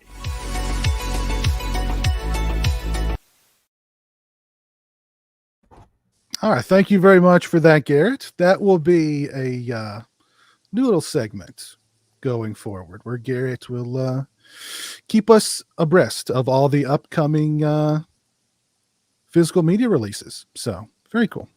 I do recommend picking up Devil Times 5 if you've never seen it. It's one of the best Killer Kids Rampage bad films you'll ever see. It's about a bunch of kids that escape from their keepers and go on a killing spree in a ski resort. It's amazing. It's about, there's a business meeting happening at a closed ski resort, and it just gets crazy. And there's a psychedelic sequence that lasts way too long in the middle of the film that becomes the fight scene in the alley from They Live, in that it just keeps going. Very cool. Very, very cool. Dan, you're on deck, man. What do you got for us? So, yes, I'd like to take the time to discuss a 1977 Grindhouse film from director Robert Mendelsohn called Fight for Your Life. And this follows a group of psychotic ex-cons who just escaped from prison, led by the racist Jesse Lee Kane, played by William Sanderson in his very first featured role. They take an African-American family hostage in their home, and what unfolds next is an almost unbearable evening of dehumanizing humiliation, carnal violence, and ultimately sweet, sweet revenge. So Fight for Your Life was produced by notorious 42nd Street staple William Mishkin, and unlike many films, this really earned its spot on the UK's Video Nasty list. It's notable, in fact, for being the only film that's on there due to language. This film is an unapologetic exploitation film. There is no deeper meaning. It's not attempting to make any kind of a political statement. The director merely took inspiration from Humphrey Bogart's Desperate Hours, and he made an old-fashioned tale of good guys versus bad guys. This film is very brutal. It's been compared, obviously not as well known, but it's been compared quite a bit to Last House on the Left or I Spit on Your Grave. But I would argue that this one is even harder to watch. William Sanderson is amazing. Many people will know him from Newhart. I'm Larry, and this is my brother Dale, and my other brother Dale. He is known for being a very great comedic actor, but my God, is he evil. Jesse Lee Kane is just on the same level as David Hess's Krug when it comes to exploitation films. And so much so that it haunted William Sanderson when he, just a few years later, gained fame on Newhart. He was very afraid that this movie was going to come back to haunt him because he is just so good. I mean, he is so good. And I think this one is worth mentioning because there is a risk of it being lost at some point, because in 2012, Hurricane Sandy unfortunately destroyed the negative. So the only way to really get this, obviously I'm not seeing a Blu-ray, is the Blue Underground release, which I believe you can still get for a pretty decent price. This film, and I compare it a lot to a recent one that I saw called Becky with Kevin James. It was kind of the Doug Heffernan as a heel kind of movie is how that was pitched. And you look at that film, which is fun. It's stupid, but it has its fun moments. I've found we can't do these kind of villains anymore. I think people are too sensitive. And again, this one will make you uncomfortable. There's a lot of very uncomfortable language from the Jesse Lee Kane character. Now, obviously, like any good revenge film, he has to answer for that in a very unpleasant way. But I look at it now, and anybody that's seen Becky will know there are moments that are just so ridiculous in that, because Kevin James plays also a white supremacist neo-Nazi villain, and you can just feel that they held back. I mean, it felt more like you were watching Joe Pesci getting whacked by a paint can by Macaulay Culkin.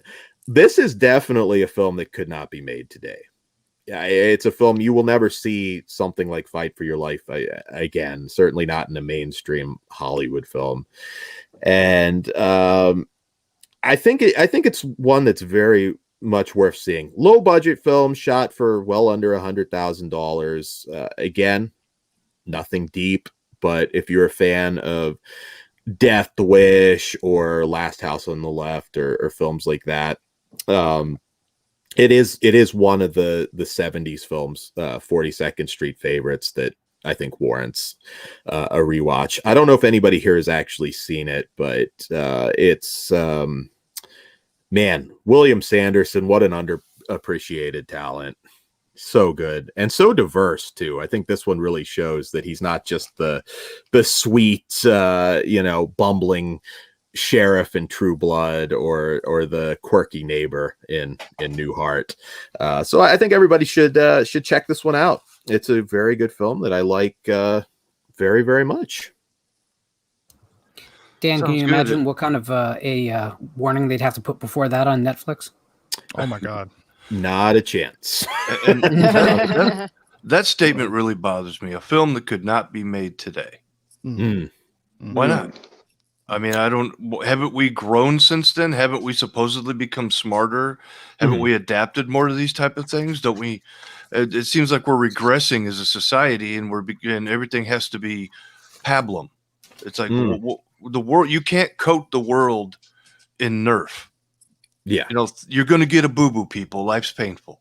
So it really bothers me when we have to, we have cry rooms and for adults, and we have footy pajamas and crayons, and what the hell? I mean, survival is rough.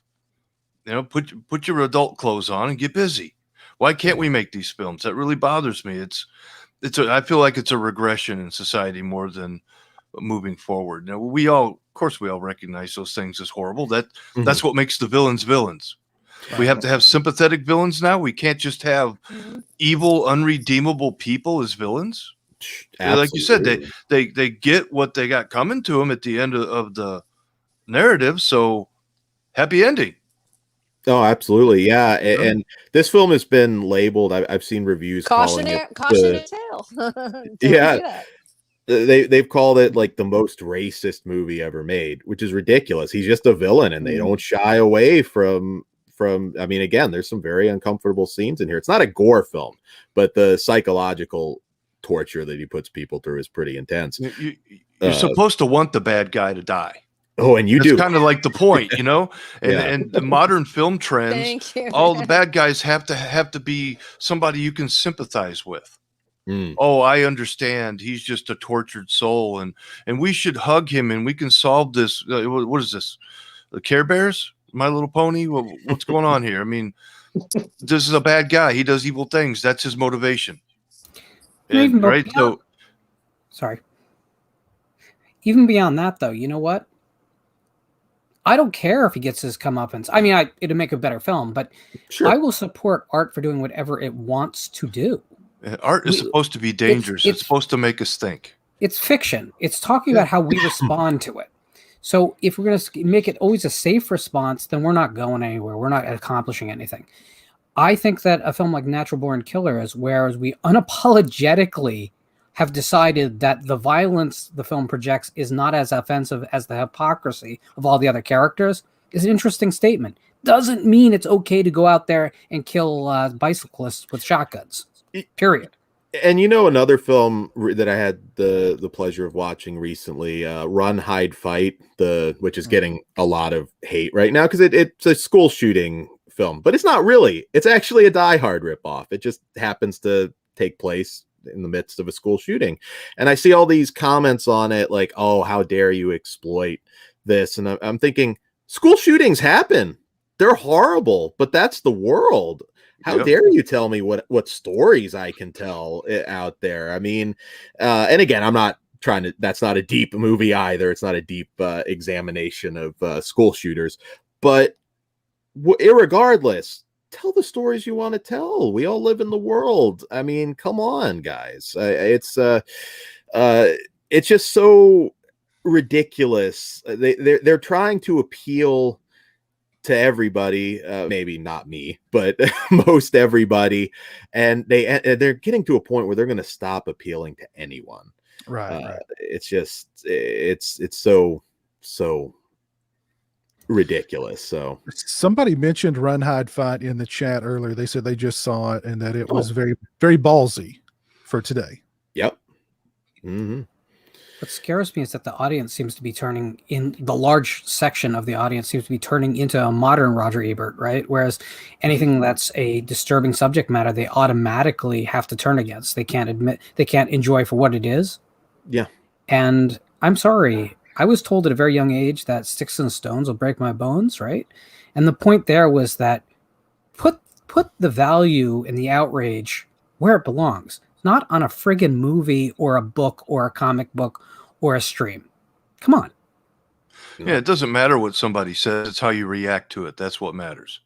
Right. And like you had mentioned, you like diversity. I have no problem with diversity. I don't like forced diversity for political reasons. Now, I believe in a merit system. Best person for the job. I want to see a movie where all the actors were hired because they were the best actors for the role. I don't care if they're female, male, black, trans. I don't care. I just want to see a good movie with good acting. So why do we need to play this political game like, well, we don't have enough of this type, so we have to have more of this, even though they don't fit the role and they don't fit the narrative. But hey, everybody will be happy because we're diverse. That the forced diversity doesn't make good movies. But I have no problem with diversity. Let me tell you something right now. If Disney and Marvel do not hire only real vampires to write, direct, and play vampires in the new Blade movie, I'm out. I'm boycotting that fucker. Period. All right, and I would strongly suggest you all do the same, because look, what about the real vampires out there who are just trying to make a afterlife too? You know what I mean? Let's. Why doesn't anybody ever think of them? All right, come on. Valid point. Yeah, exactly. Vampire lives matter. Vampire afterlives matter. Right. I don't need any living white males to be representing my vampires. I'm sorry. I just can't, you got to give the undead proper. Why are we, the USA, why is that one of the only countries that seems to worry about this kind of stuff? Oh, they make fun of us. Yeah. Yeah, you see films from other countries. Their films are representative of, their entirety of people, whoever the majority is. That's the majority of actors, like Bollywood. Yeah. You don't see them hiring a bunch of white people and singing Yankee Doodle Dandy, right? I mean, they have Indian actors with Indian directors with Indian subject matter. If you like it, great. But they're same with China, same with Japan. I mean, why is it only America, the United States? Everybody gets upset when you say America. Well, we have Mexico and we have Canada. Nobody else took it, so we did. We're America. Thanks. Nice to meet you. But anyway, why is it only us that seem to be weird like that? That we're so obsessed with this stuff. Nobody else seems to care. But nobody seems to see that. We're also very obsessed with the labels. That's one thing. A lot of my overseas friends, it's just everybody's got to label something. Give me a compelling character. I really don't care where you come from, and I do want all sorts of people considered for roles, absolutely. But just this, like, well, no, we have to have a quota. I believe I haven't heard any update on this. Maybe it's not as bad as the article I read sounded, but that there's forced diversity now in terms of the Academy Awards. Like, if you don't meet a certain quota, that's ridiculous. So my Irish mob movie can't be recognized because I don't have Asian actors filling out half the cast. It's ludicrous. The leader of your Irish mob movie, Italian Fat. Exactly. What was that? It was a war movie. It was about the British forces that were trapped, and it was the rescue. But they were basically upset that it was almost an all-white cast. Well, we're talking about like World War II, a British Army. It's what would you expect to see? I mean, that was just kind of what it was in reality. So why do we have to rewrite actual reality just to make other people comfortable? I don't understand that. I mean, and there are moments, like I look at like something like Gods of Egypt, for example, for the two people that remember that, but it was supposed to be a big movie, and it was a little weird casting the blonde-haired blue-eyed Game of Thrones guy in the lead. I get that. There are certain cases where it's like, well, it doesn't maybe quite make sense on that end of it either. But just these quotas, entire franchises are being destroyed. Entire franchise, Doctor Who right now is on the verge of maybe not even coming back because they've just gone so crazy with political messages and forced diversity on that. It's just make compelling stories, cast the best actor. I mean, yes, all right, James Bond is still going to have to be James Bond. You can't, if you completely reimagine that character, I mean, you're probably going to lose a lot of interest. But that doesn't mean you can't make a female James Bond-esque character, which a lot of people have been saying that. And I'm like, well, didn't we do that in Atomic Blonde? Which I thought was a pretty good little movie. I enjoyed that. 007 was just License to Kill. That has James Bond just happened to be the guy that had the license to kill. Now, anybody could have that license, but it wouldn't be a James Bond movie. You can make a 007 movie, but you couldn't make a James Bond movie without James Bond. Yes. And so that's why I don't understand. So go ahead, make another movie with somebody that has the 007 license. I don't care. Make it good. Yeah. But why does James Bond, why is he the problem? He was just the guy that was in the novels. He was the character that these stories followed. If you want to write new stories following a new character, do it. Yeah. And his character was a womanizer. I mean, and I don't think you have to have every character be woke. I mean, we're human beings. We all have our flaws. It's going to get to the point where film is just going to be unbearable if this crowd has their way. Doing a James Bond movie where, and again, I may see it and maybe it's not as bad, or maybe they're smart and they do some edits, but I'm hearing things about like them putting 007 in his place and lecturing him about all these different topics, and I'm thinking like, man, you got me to a point where I could give a goddamn about the next James Bond movie now. Oh yeah. So well, and to your point about the realization that some movies, great movies, could not get made today. I say that a lot in my reviews for movies that really aren't that old, where you go, well, gosh, that wouldn't fly today, and that wouldn't fly today, and that dialogue alone would not, just there's, I don't know. It is a sad realization. Mel Brooks has even said that about his own films. Yeah. And that pisses him off because, I make fun of these things. These films are satires. Blazing Saddles is making fun of racists and racism by showing how stupid they are. Yeah. Okay. Taking away my ability to do that is actually worse than the film existing.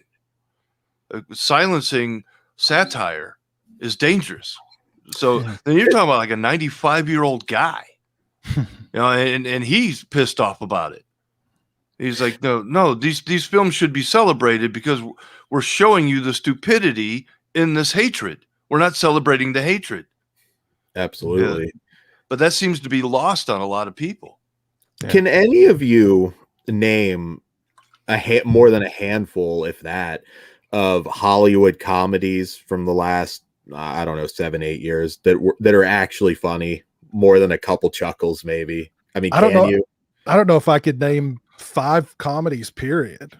Yeah. But the guy who made The Hangover said that you can't make comedies anymore. That's why he made Joker. Right. He's like, I made The Hangover in the early 2000s. I couldn't make that movie now. Yeah, and I mean, I'm sorry, again, Porky's. I'm not saying you should put your junk through a hole in the wall in the showers, but it is funny. I'm sorry. It's funny. And I've had a lot of female friends that think it's funny too. It's hilarious. It doesn't all have to be appropriate. And Porky's 2, really makes fun of the Klan. Yeah. And they make them look really stupid. So, you're missing out on the sure, it's a nudie comedy, but there's a little more to it. Yeah, absolutely. can't be you know, I guess maybe there's a certain type of person that's like a surface thinker. They don't go beyond the surface, like the old forest for the trees. Mhm. They don't realize how big the forest is and how far it goes because all they can see are just the first row. Mhm. But these are the type of people that see those movies, and that's what they think the entire movie is. Yeah. And Mike, they don't look deeper.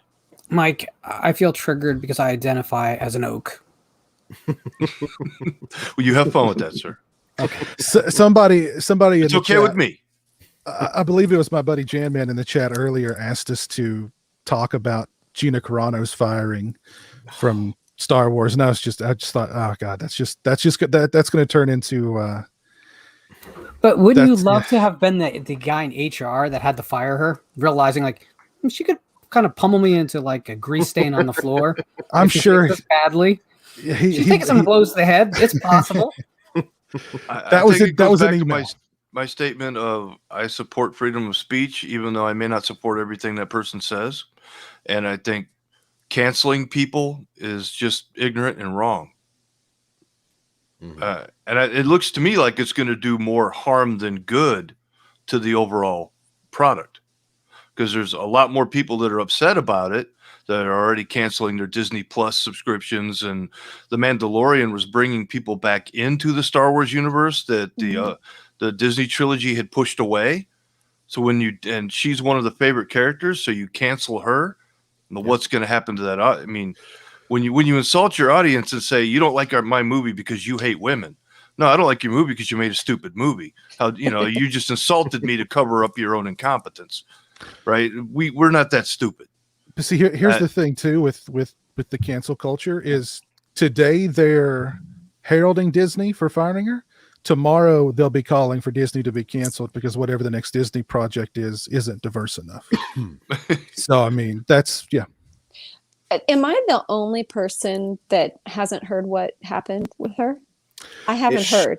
I mean, I just heard she got fired. You just said, but I haven't. She made a statement about how don't be afraid of the government's not going to come after you first. What they're going to do is turn your neighbors against you. Basically with the woke culture. And then that will give them license to come after you, because the people that you pissed off, your neighbors will demand that you be removed. And she kind of likened that to Nazi Germany, how at first they turned the people against the Jews before the government. Now, whether that's a good analogy or not, or whether I don't even agree with it doesn't matter. But I defend her right to say it, and I don't think that she should be fired and unable to have a job just because she has an opinion that's uncomfortable. Well, it wasn't just that. That was part of it. That was the big part of it, where Disney said, "Okay, now we can get rid of her." But a lot of her tweets made it sound like she was right wing. So that is what started the ball rolling of trying to get her canceled. She made fun of the pronoun thing. Well, they were pressuring her to change her pronouns on her she, her, on her own profile. Now, I have trans friends, and I totally understand that. I think people should be able to do what they want. I don't feel the need to list my pronouns on my profile. I think that I am as I appear. I mean, I don't see a need for that. And I think after a lot of, quite frankly, bullying, because there were people saying some pretty horrible things to her, which of course that's not going to be reported. She just put in that box, I think, beep, bop, boop. Like, who cares? And that was what I had heard. And I think, again, I've not seen anything hateful from her. I've not heard her attack anybody on basis of their gender. I could be wrong. Again, I don't follow this religiously. I'm not a Star Wars guy, but based on what I've seen, I see no cause for her to have been fired. Is she right wing? Maybe that you're allowed to be right wing. Does it matter? I mean, I don't understand why that even matters. I don't need people. I don't care if you're like anything, whatever. You're you. Okay, I accept you as you. I mean, I like everything about you, but we can still be friends. And she's also an actress that apparently, again, I haven't watched Mandalorian, but apparently people really liked her character. I don't look at an actor and say, oh, I can't like him because we don't have the same opinion on abortion. Who cares? He's an actor. I don't need to have the same opinion. Why is that important at all? Yeah, Right. it's But I think it's funny how we want more strong females. So she gets fired for being a strong, opinionated female. Absolutely. Yeah. Hello? Did I miss something? No. Well, that was her character on The Mandalorian. She was a very strong, tough female character, but it wasn't like, it's being forced down your throat. Like, look how much better she is than all of the men in the show. They were on it. They were on an equal playing ground. Really. She was a badass. Yeah. That's why people loved her. And just for the record, I'm sorry. Go ahead, Susan. Oh no, I was just gonna say, I'm super confused as to why every performer has now literally become a politician. Like, it used to be they're portraying a role. I understand using your platform and that sort of thing. I understand that, but I also feel that it's a lot. It's a lot. I mean, use your platform for good, sure, but everybody is an armchair politician now. On top of it, it's a little much. I'm not slighting anyone for speaking their mind or anything like that, but it's just like when actors are acting they're like they know more about politics than politicians, or when they're just really getting weird with it, it's just a little bit much. It used to be the person could be a terrible person, but people be like, I don't care, I like him in the movie. And now it's like, I can't even give this person a job in the industry if every single duck isn't in a row. Well, I mean, I don't know. I'm very confused by it. I mean, I don't know what the woman said, so I'm kind of coming into this blind, and I don't know what all is involved, but I just had to throw that out there, that it just all of a sudden seems like every actor now is also, in the Senate apparently or something. I'm just a little confused by it all. Yeah, I think we all are. I just think, it's funny because I would defend the right of the people who want to cancel to go out there and call for canceling, because that's part of their speech too. But they won't extend the same to the people that they are trying to repress. And that's where it gets to be difficult. I believe that there is a great conversation to be had, but we're just not having the conversation. Instead, we're yelling past each other. And that's the real big problem culturally that we're looking at. The point where you're trying to shut someone up, we have a conversation about that impulse. That's the real conversation. Because if you have any viewpoint in your life that's worth having and holding and expressing, it will stand up to scrutiny of a conversation. Mm-hmm. Absolutely.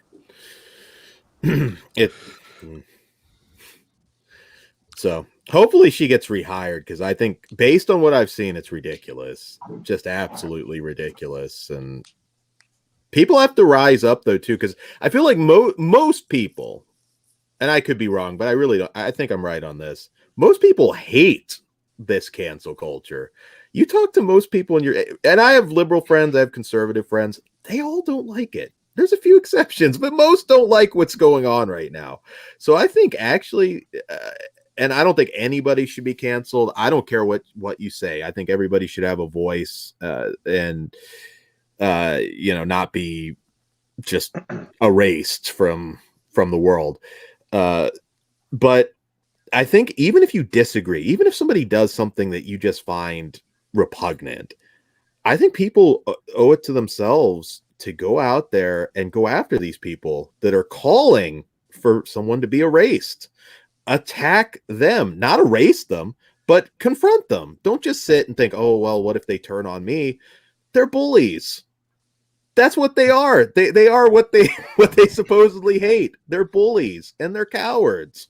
They just dogpile on social media. They're made out of paper. So don't let them just bully you out of the discussion. It's ridiculous. It's just absolutely ridiculous, and people got to stand up and fight that crap. Right. Well, and Disney taking the high road on anybody is a joke, because I mean, yeah, just look up some of the things Disney's into. Anyway, let's move on. Stone, what have you got for us this week, man? You know, it's incredible for a lot of what we talked about in the past 2 hours applies to the Blu-rays I have to discuss tonight. Okay, I wanted to celebrate Black History Month. And I thought of the perfect movie to celebrate Black History Month and do a review on. Well, let's start at the beginning first. In the late 1910s, there was a man in Chicago by the name of Oscar Micheaux, who was Black, and he actually had his own film company, the Lincoln Film Company. Now, remember, this is only a few years after Birth of a Nation. Well, this man, Oscar Micheaux, made quite a few films. I mean, 50 to 75 films, all from 1920 to the late 1940s. None of which were made through the studio system. But he managed to pull that off, and now Within Our Gates, the 1920 movie that he made, is considered absolutely essential cinema. But in the 1960s, in the 1950s and 60s, there was no way that somebody Black was going to be directing a movie for a studio. It just wasn't going to happen. Aside from one report that there was a 1939 RKO film that a Black man actually helped write the screenplay and actually directed a few scenes. Aside from that, it really wasn't until the 1960s. We had the Sidney Poitier films with To Sir with Love, In the Heat of the Night, which addressed race relations at that time, while also having, one of the great actors of the 60s. Guess Who's Coming to Dinner was also a huge landmark film in that respect because it showcased an interracial romance. Well, 1968, there was another film that came out about an interracial romance called The Story of a 3-Day Pass, which was filmed in France, and it was about an interracial romance between a Black army guy and a white Parisian woman. And it also showcases that the struggles they have to deal with racism and such.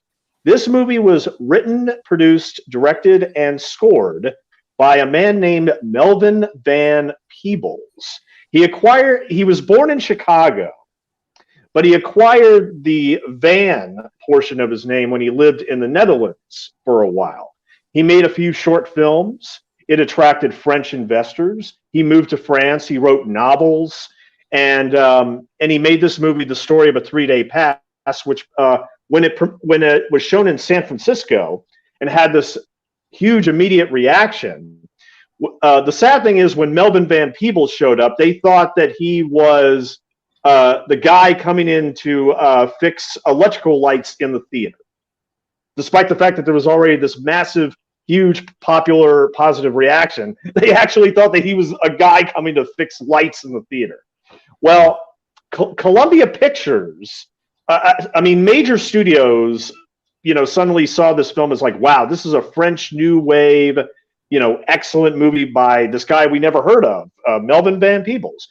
So they all the studios asked him to come and, see if they'd like to maybe join in and direct a few movies. Well, none of them knew that he was actually Black. They thought he was just a French film director, but none of them had a clue. And so now we have Columbia Pictures, and they say, okay, we have a script here that we'd like you to direct, and we want a Black director specifically for it because we want to avoid, any controversy. And it was a script called Watermelon Man, about a white man who one day wakes up as a Black man. And the star of the movie actually had to be in whiteface for the first 20 minutes. And originally, Watermelon Man was supposed to end with with him becoming white again, and it was all a nightmare. And that's what the studio told him, Melvin Van Peebles, to shoot. And Melvin said, no, I'm not doing that. Homie, don't play that. Homie, don't play that. It's not going to be a nightmare. He is going to remain a black man, and he's going to become a symbol for black power. Well, Columbia was like, okay. Just shoot both endings. Shoot it the way you want, and then shoot it the way that it is according to the script, where he becomes white again. Well, Melvin Van Peebles just didn't want to play around, so he just didn't even bother shooting the alternate ending. He just shot it. It went in. And they were about to really get on him, except for the fact that the one black employee at Columbia Pictures was the shoeshine boy. He saw the movie. He actually snuck into a screening of Watermelon Man and thought it was the greatest thing he'd ever seen. He was going to tell all his friends to go see it. And it was at that point that Columbia was like, you know what? We might have a guy with some serious talent here. So they offered him a 3-picture deal. This is 1970. Up until that point, there were only 2 major films from studios directed by blacks. They were The Learning Tree, directed by Gordon Parks in 1968, and Cotton Comes to Harlem, which was co-written and directed by actor Ossie Davis, which was actually a huge hit in Chicago. It played for 6 months in Chicago straight. Well, so Melvin Van Peebles was given this offer for a 3-year contract with Columbia Pictures. He said, you know what? I had a real rough time making this Watermelon Man movie. I just want to go and do my own thing. He turned him down. He actually turned him down because he wanted to make his own movie, which showcased the black experience as it was at the time. And so he made a movie in 1971.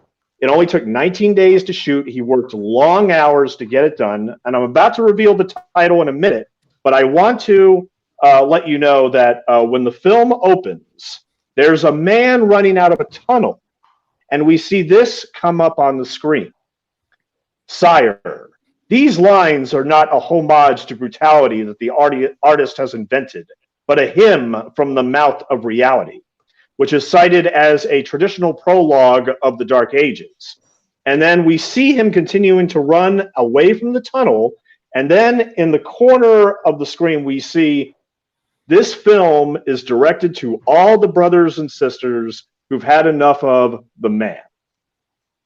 And we open up. There's this, there's this young boy eating food in a brothel. And, a lot of the hookers, of course, take a liking to him. And, one of them decides to just deflower him on screen. Melvin actually used put in his son Mario, who was either 13 or 14 at the time. And you see the scene where they're actually on top of each other naked.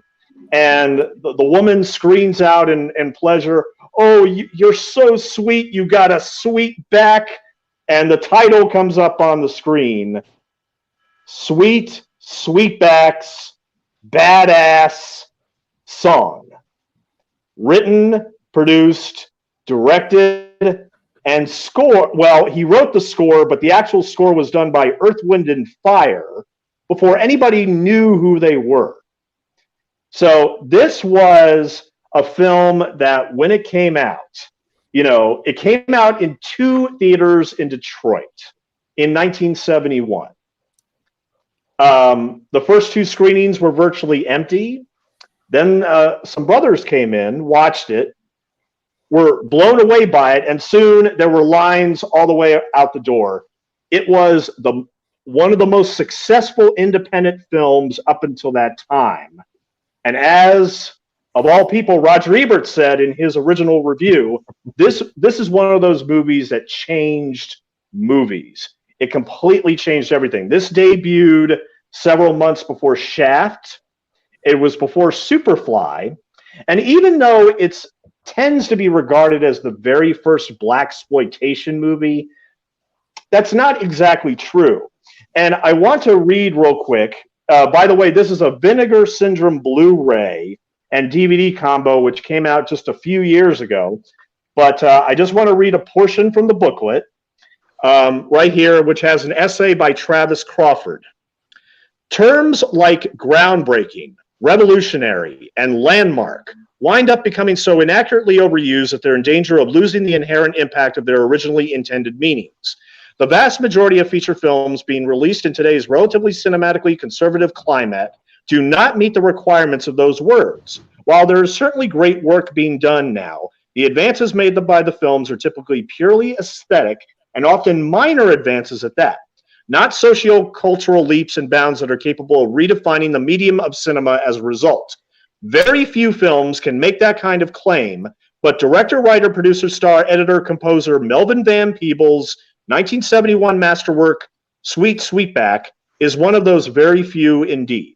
The independent film breakthrough that essentially initiated the blaxploitation movie wave of the 1970s, though it was not made as a blaxploitation film in spirit, and in fact is markedly different and more radical politically and formally from the resulting flood of titles that would carry this label, Sweetback remains one of the key American features of that decade, a necessarily incendiary cultural statement of the time that still endures today as a remarkable piece of filmmaking. The circumstances of its conception and production make Van Peebles' achievement even more striking, and Sweetback is the brave accomplishment of someone who was being offered the easiest of film industry pathways to success and then rejected that route precisely to make a film that would serve as an indictment of the roles afforded African Americans in the industry that had just extended its one suspect's begrudging invitation.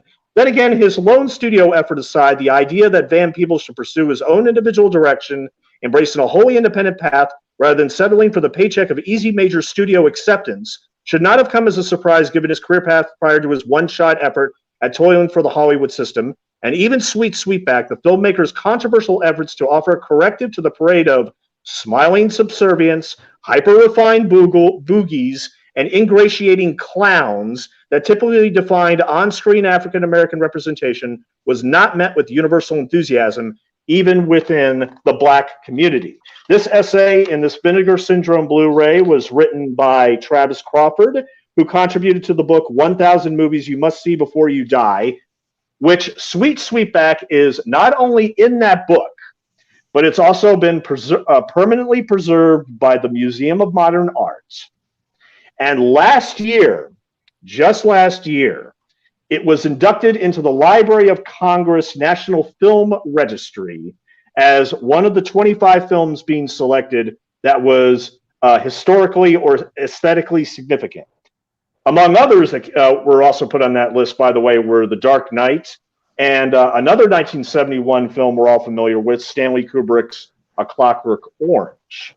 Now, one of my favorite trivia things about Sweetback is that Melvin Van Peebles, according to what happened, is that a lot of the sex that he had, because, Mario, after the titles, it says starring the Black community, a Yeah production. Like, yeah. And he becomes an adult, and he wears different hats throughout the movie. Melvin, he grew up in a brothel, and basically a couple of white police officers, they need some kind of patsy to bring down, because the Black community wants to get somebody who killed one of their own in for murder. Well, okay, you know what? Give us Sweetback. We'll book him, and then we'll release him a few days later due to lack of evidence. Well, they take him in for this bullshit BS essentially, and Sweetback notices that that these white cops start wailing on a Black Panther, just start violently getting all over him. And Sweetback, who up until that point had never developed a kind of social consciousness, decided, okay, enough's enough. He kicks the shit out of the cops, and he uses his handcuffs as brass knuckles, starts bashing in their heads, and they end up in the hospital. The rest of the movie is Melvin Van Peebles as this character, Sweetback, a super stud who, of course, is renowned for his sexual prowess and large package. And he's running. He just runs throughout the entire movie. Okay, he may not be Jesse Owens, but this motherfucker runs, okay? This guy runs all the way to Mexico. And and he has so many insane experiences along the way. He has to deal with the Hell's Angels at one point, and reportedly, all the sex scenes in the movie were unsimulated. He went to the Directors Guild to ask for compensation because he was hurt on the job.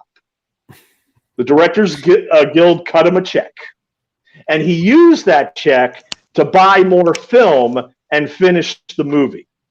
So when it came out in 1971, this is one of those films that exploded so much because, an audience had been craving for this movie for a long time. A movie about the Black experience from the Black point of view. I mean, Vinegar Syndrome should be rewarded for finally releasing this on DVD and Blu-ray. I will say real quick that they did a fabulous job on the restoration here. Newly scanned and restored in 4K from the 35 millimeter original camera negative. Now, they do have a disclaimer in the beginning that shows they had to do a lot of work to get this right. There was only a few minutes where 16 millimeter blow-ups and that kind of thing. I'm not going to go into detail on that because this is already getting long. But among the bonus features, we have a career interview with Melvin Van Peebles, courtesy of Olamide Productions. One Badass Woman, an interview with Neva Rochelle, and she's the actress who ends up deflowering Mario Van Peebles in the opening sequence. Extensive Q&A with Melvin Van Peebles from the 2013 Black Panther Film Festival at the Maisel Center in Harlem. The Real Deal, a what is making of documentary by Melvin Van Peebles. And my favorite, though, is a historical commentary track with Sergio Mims, a film historian. And he goes into detail about the reception, about how this was an X-rated film that the MPA did not even watch. I need to explain this real quick because on the promotional material, as you can see, Melvin decided to put on there rated X by an all-white jury. Now, the explanation behind that is because in 1968 was when the Motion Picture Association of America was created. We had 4 ratings. We had G, M, R, and X. And X was not copyrighted. So that's why, the adult film companies and the porno companies, they use the X for their own, rating purposes. But from 1968 to 1971, studios had no issue whatsoever about putting out X-rated films because they were simply films adult in nature. But here's the thing. The MPAA also had this rule.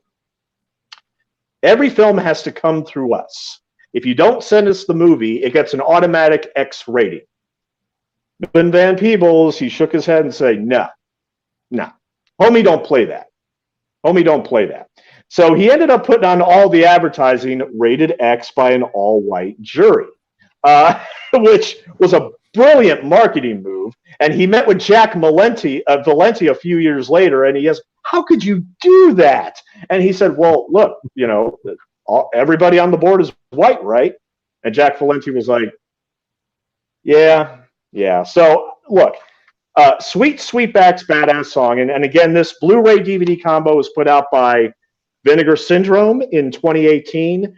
I would highly recommend, because of the fact that this remains a very controversial film, despite all of the influence it had. I mean, Spike Lee credits his entire career to Melvin Van Peebles and Sweetback's Badass Song.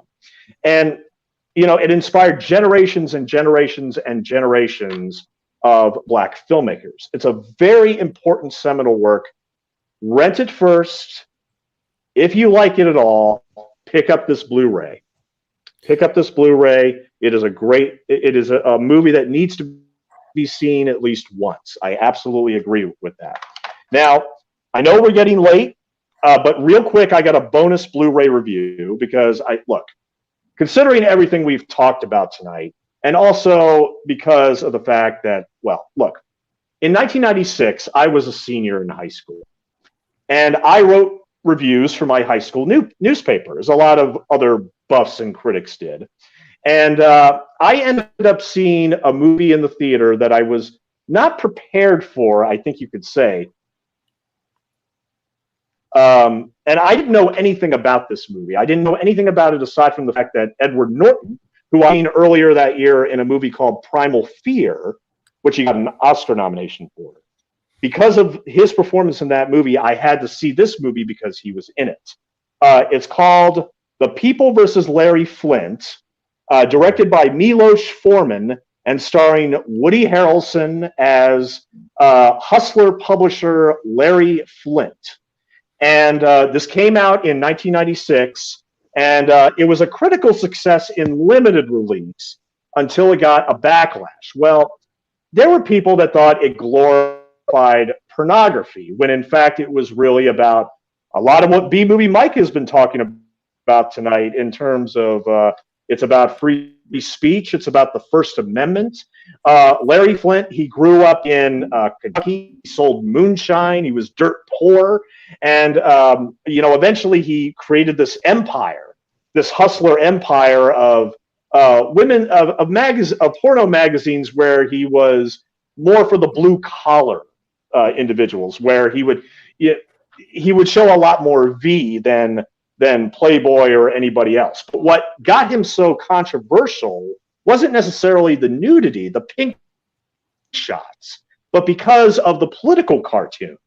He really upset a lot of public figures and politicians because of these dirty cartoons that he put in his magazine. So he started being hit with all these obscenity laws in the 1970s and 80s. This is all true. And in fact, the screenwriters who wrote People vs. Larry Flynt, Scott Alexander and Larry Karaszewski, were inspired with all these Larry Flynt antics in the 70s and 80s, because he got shot, he got paralyzed from the waist down. So Woody Harrelson is actually in a wheelchair for most of this movie, and it's very, very impressive.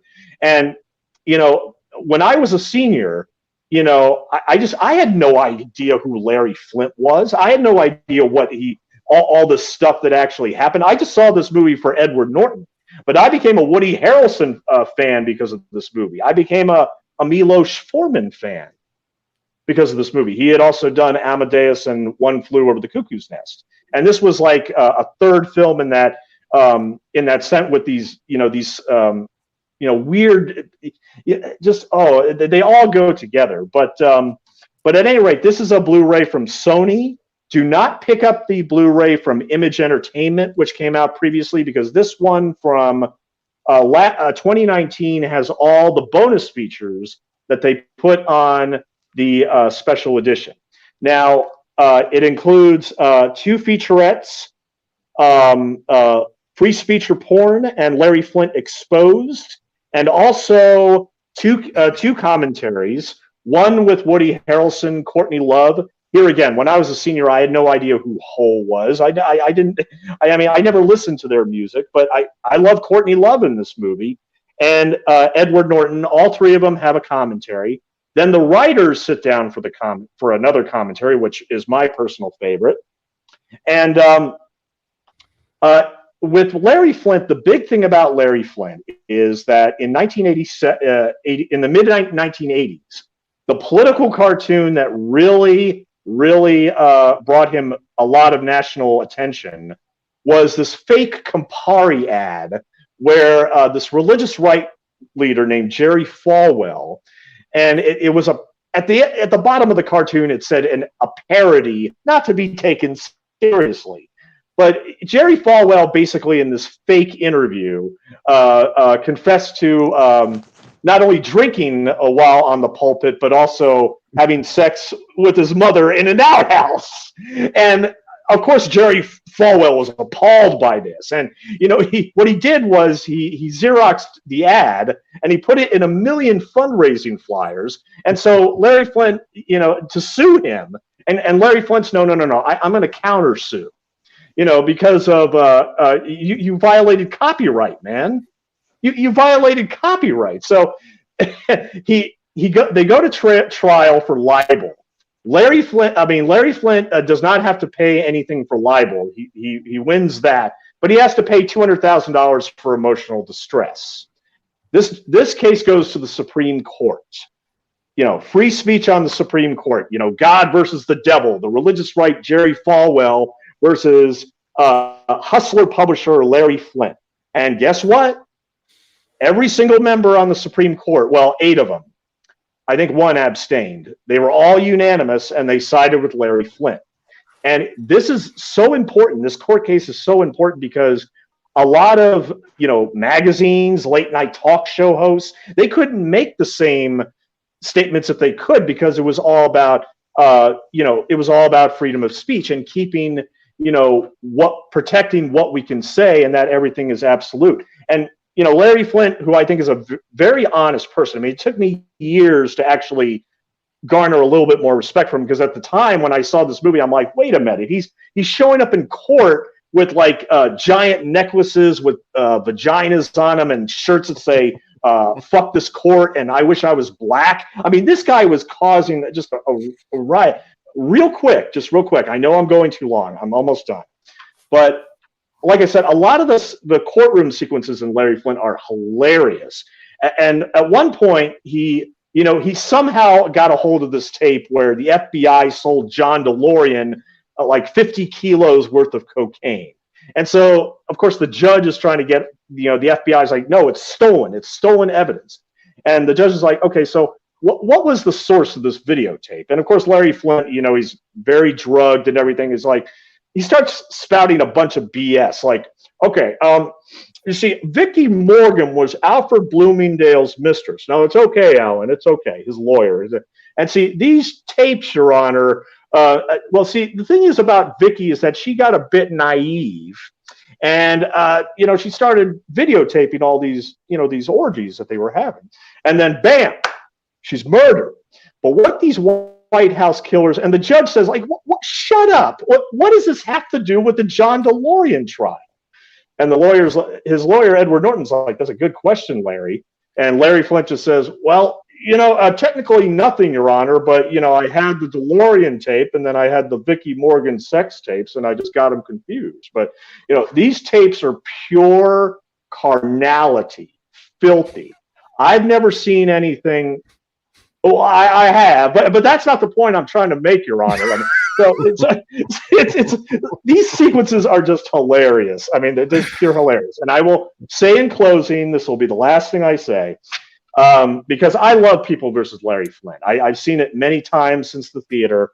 Last year, Columbia Pictures put out this 4K set with 6 of their most beloved films. Mr. Smith Goes to Washington, which is considered one of the great political films.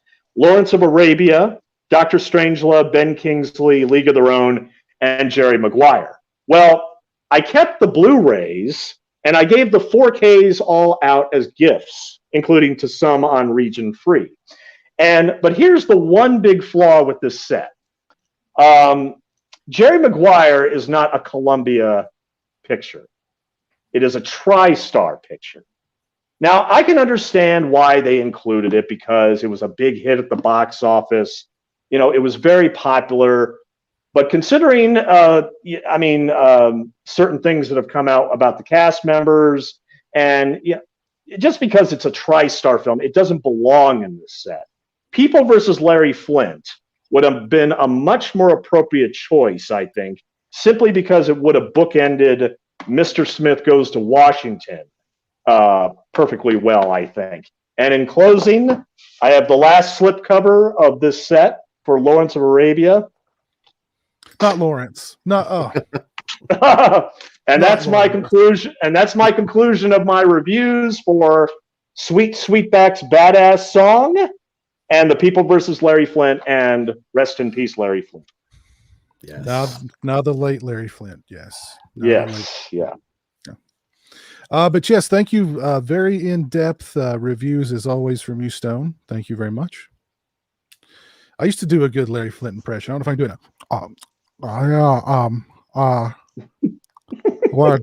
Wear American flag diaper. I can't. I've not done that in a long time. Used to call people like, "There's from Larry. You know, Wouldn't you pay money for a later day duet between Larry Flynt and Roger Ebert? oh my God.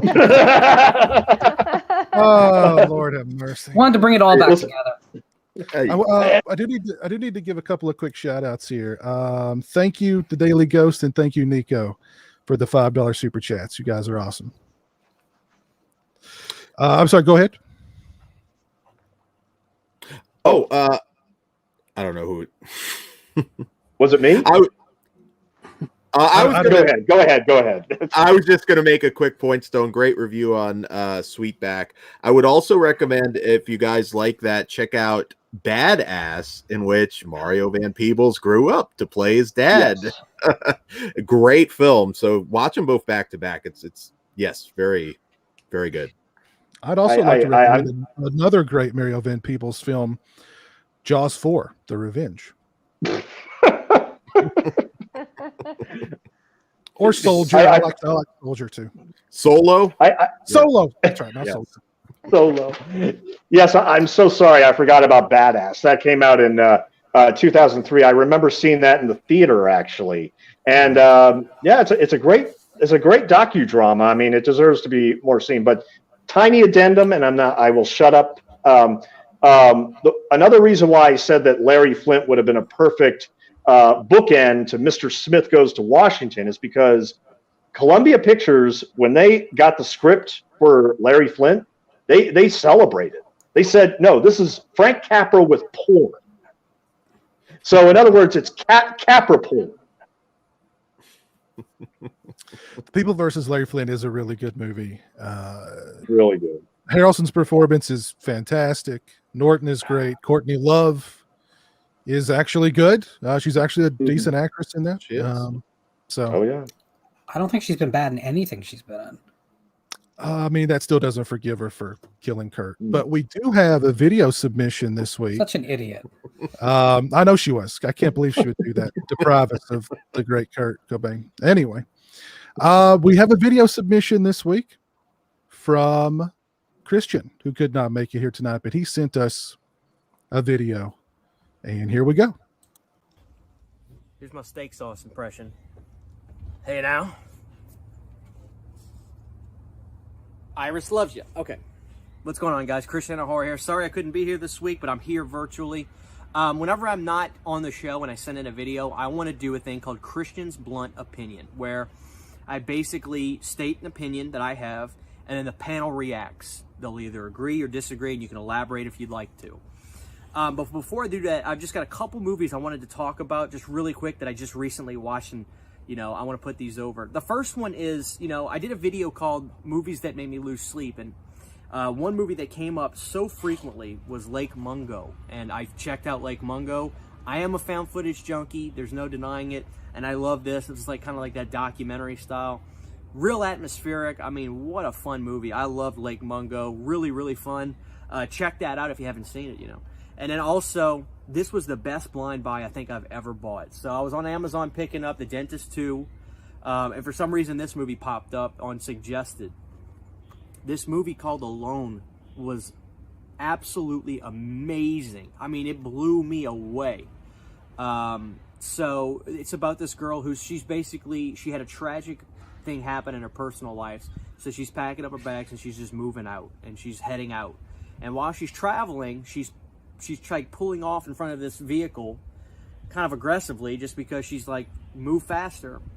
And that ends up becoming the worst mistake she ever made because of who was driving that vehicle that she drove in front of. And it becomes this insane thriller, serial killer, really intense movie. I mean, really intense. I can't put it over high enough. This movie was amazing. Check out Alone if you haven't seen it. It says it came out in 2020. All right, Christian's Blunt Opinion. I'll say this and y'all react. Lucio Fulci's Zombie is better than George Romero's Dawn of the Dead. There it is. Y'all have a good show. There it is. 100%. That man is correct. He is correct about Lake Mungo. Lake Mungo is very good. I've not seen Alone. Saw it in the drive-in. Is it good? It does one thing, but it does it really well. It's kind of a it out. one-note thing, but you won't regret watching it. Yeah, it's fun. Yeah. I love Lucio Fulci's Zombie. I go back and forth. It's my favorite Fulci one week, and then it changes. But it's a great zombie film. I don't love it as much as it's no Dawn of the Dead though. But True, that's just my opinion. Because things happen in most of that movie. Anybody else thoughts on Fulci Zombie over Dawn of the Dead? I couldn't pick. I love both of those movies, and they're very different movies. So it might depend what day you ask me. It's not on this wall, but in my rec room, I have a lot from both of those movies, a lot of memorabilia. I just couldn't pick. Watch them both. Yeah. There you go. There you go. I prefer. Oh, sorry. Go ahead. Oh, I agree. I think I guess honestly, it's kind of, for me, how it is with a lot of movies. It really depends on my mood and what, there's certain days when you're just more connected to one over the other. But I think I kind of have to go with Piz and say Dawn of the Dead. But they're both great. What do you think, Mike? I was going to say, I'm a huge mark for Italian horror. I love Italian horror. That's why dubbing doesn't bother me, because all Italian movies are dubbed. You just kind of get used to it as part of the charm. But Dawn of the Dead's probably my favorite zombie movie ever. I know it gets a lot of crap from modern audiences for being slow and boring and nothing happens.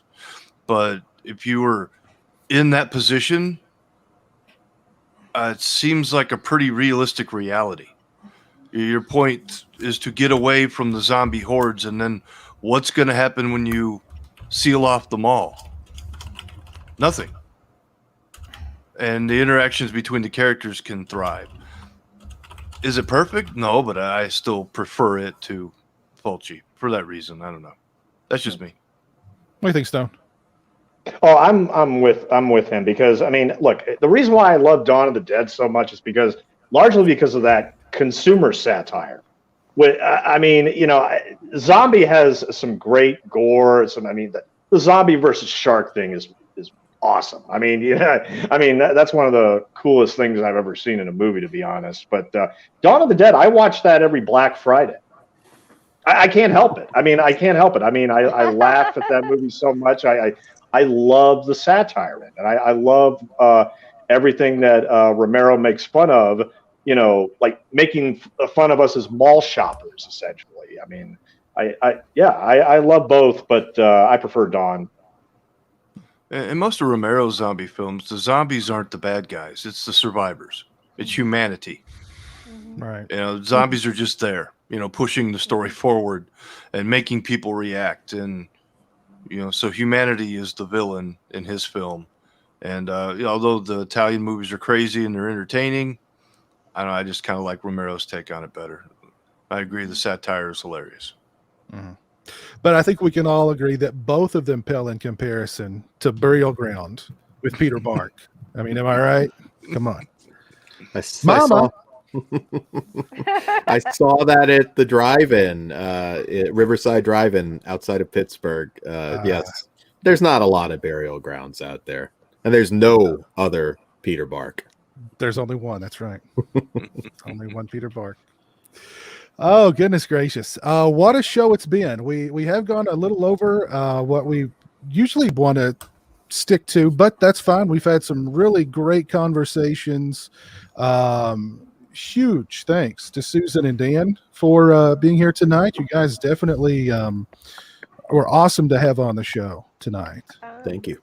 Thank you both. Thank you for having me. Yes. Yeah, thank you very So much. much fun. Everybody's awesome. Yeah, right on. Dan, tell us about the Flesh Wounds podcast and where we can find you and it online. Absolutely. You can find us on YouTube at Flesh Wound Features. We are also on Twitter as Flesh Wound Radio, and you can see me pose with my Blu-rays and my thong. You know, that's the only place you're going to see that. Nowhere else. We're exclusive. Right. Hey, there you go. Susan, where can we find you online? I am on YouTube, youtube.com/horror gal Susan. I am horror gal Susan on every other platform, Facebook, Instagram, Twitter, Snapchat, horror Mino, like all the things. I'm horror gal Susan. I'm most probably on Instagram though, besides YouTube. So very cool. All right. Hey, somebody asked about where they could find Stone Gassman online. I know you're on Twitter. What about your website? What's your website again, Stone? Oh, stonegassman.com. I haven't done much there recently because I've been too busy working on my book, unfortunately. But I'm going to get more content on there, I assure you. Okay. Very cool. What's going on your channel, Lauren? So tomorrow night at 8 p.m., I'm sitting down for a conversation with Rath James White, one of the premier extreme horror writers on the planet, and has been for the last decade. Should be a fascinating watch. It'll probably be very, very R-rated. Yes. Then on the 19th, I'm sitting down with Mike Arnzen, who was an early Del Abyss author who carried basically, especially the short form, wonderfully for the last couple decades. On the 20th, I'll be on the S'mores Indoors podcast, finishing up the Pepper Challenge with the Carolina Reaper. Oh. And then on Monday the 22nd, a early show, 9 a.m., I sit down with living legend Ramsey Campbell for a free-range conversation. Everyone's invited. Get your questions to me, even if you can't watch it live. Get your questions to me. I'll try and get as many as I can to him. And this is a chance to talk to one of the greats, the real greats, like top 10 all-time kind of greats. So I hope to see all of you over. Visited by Voices on YouTube. Visited by Voices 1 on YouTube. What's going on in your world, Mike? Right now, just working. I do have a music project I'm working on, but it's too early to promote. And I do have I think Christian invited me on his channel for something, but he's doing his remake of his horror room, so I don't know exactly when that's going to happen, but at some point I will make an appearance on his channel. And of course, you can always find me here on Region Free. Yeah, very cool. Where you belong. Tomorrow at 1 p.m., I'm doing a My Bloody Valentine live commentary with Jeremy. All his idea. He's pestered me about it for weeks. But that'll start tomorrow at 1 p.m. on my channel. Valentine's night, Sunday the 14th, beginning at 11 p.m. Eastern, 8 p.m. Pacific. I'll be joined by, we're going to be doing a Valentine 20th anniversary live commentary with director Jamie Blanks. The screenwriters are going to be there. Peter Brackey's going to be there. So we're going to do a Q&A afterwards. So it's going to be just all about Valentine. And that'll be a lot of fun. I'm working on, I've got a very special guest, an actor from a number of movies that could not be made today. We just have to pin down a date and time, but he'll be a lot of fun. And working on a couple other things I can't say at the time, but would be very, very cool guests to have on the channel. So, but that's what's going on over in my world. But again, huge thanks to everybody who tuned in tonight. Shout outs to Herman, T Crab for the $5 super chat, to Nico for the $5 super chat, and the Daily Ghost for the $5 super chat. Let's see who's still watching. Robert Long, JS, Jess Graham, the Daily Ghost. Let's see. There's Jamie out in the chat. Misha Romo. That sounds like a new viewer. Thank you for tuning in tonight. Let's see. We've got Nico in the chat. We've got Marbsy. Big Crack Rock. Ben Grimm. But yeah, thank you all for tuning in. It was a lot of fun, and we will see you again in the very near future. Until then, take care, stay safe, and peace.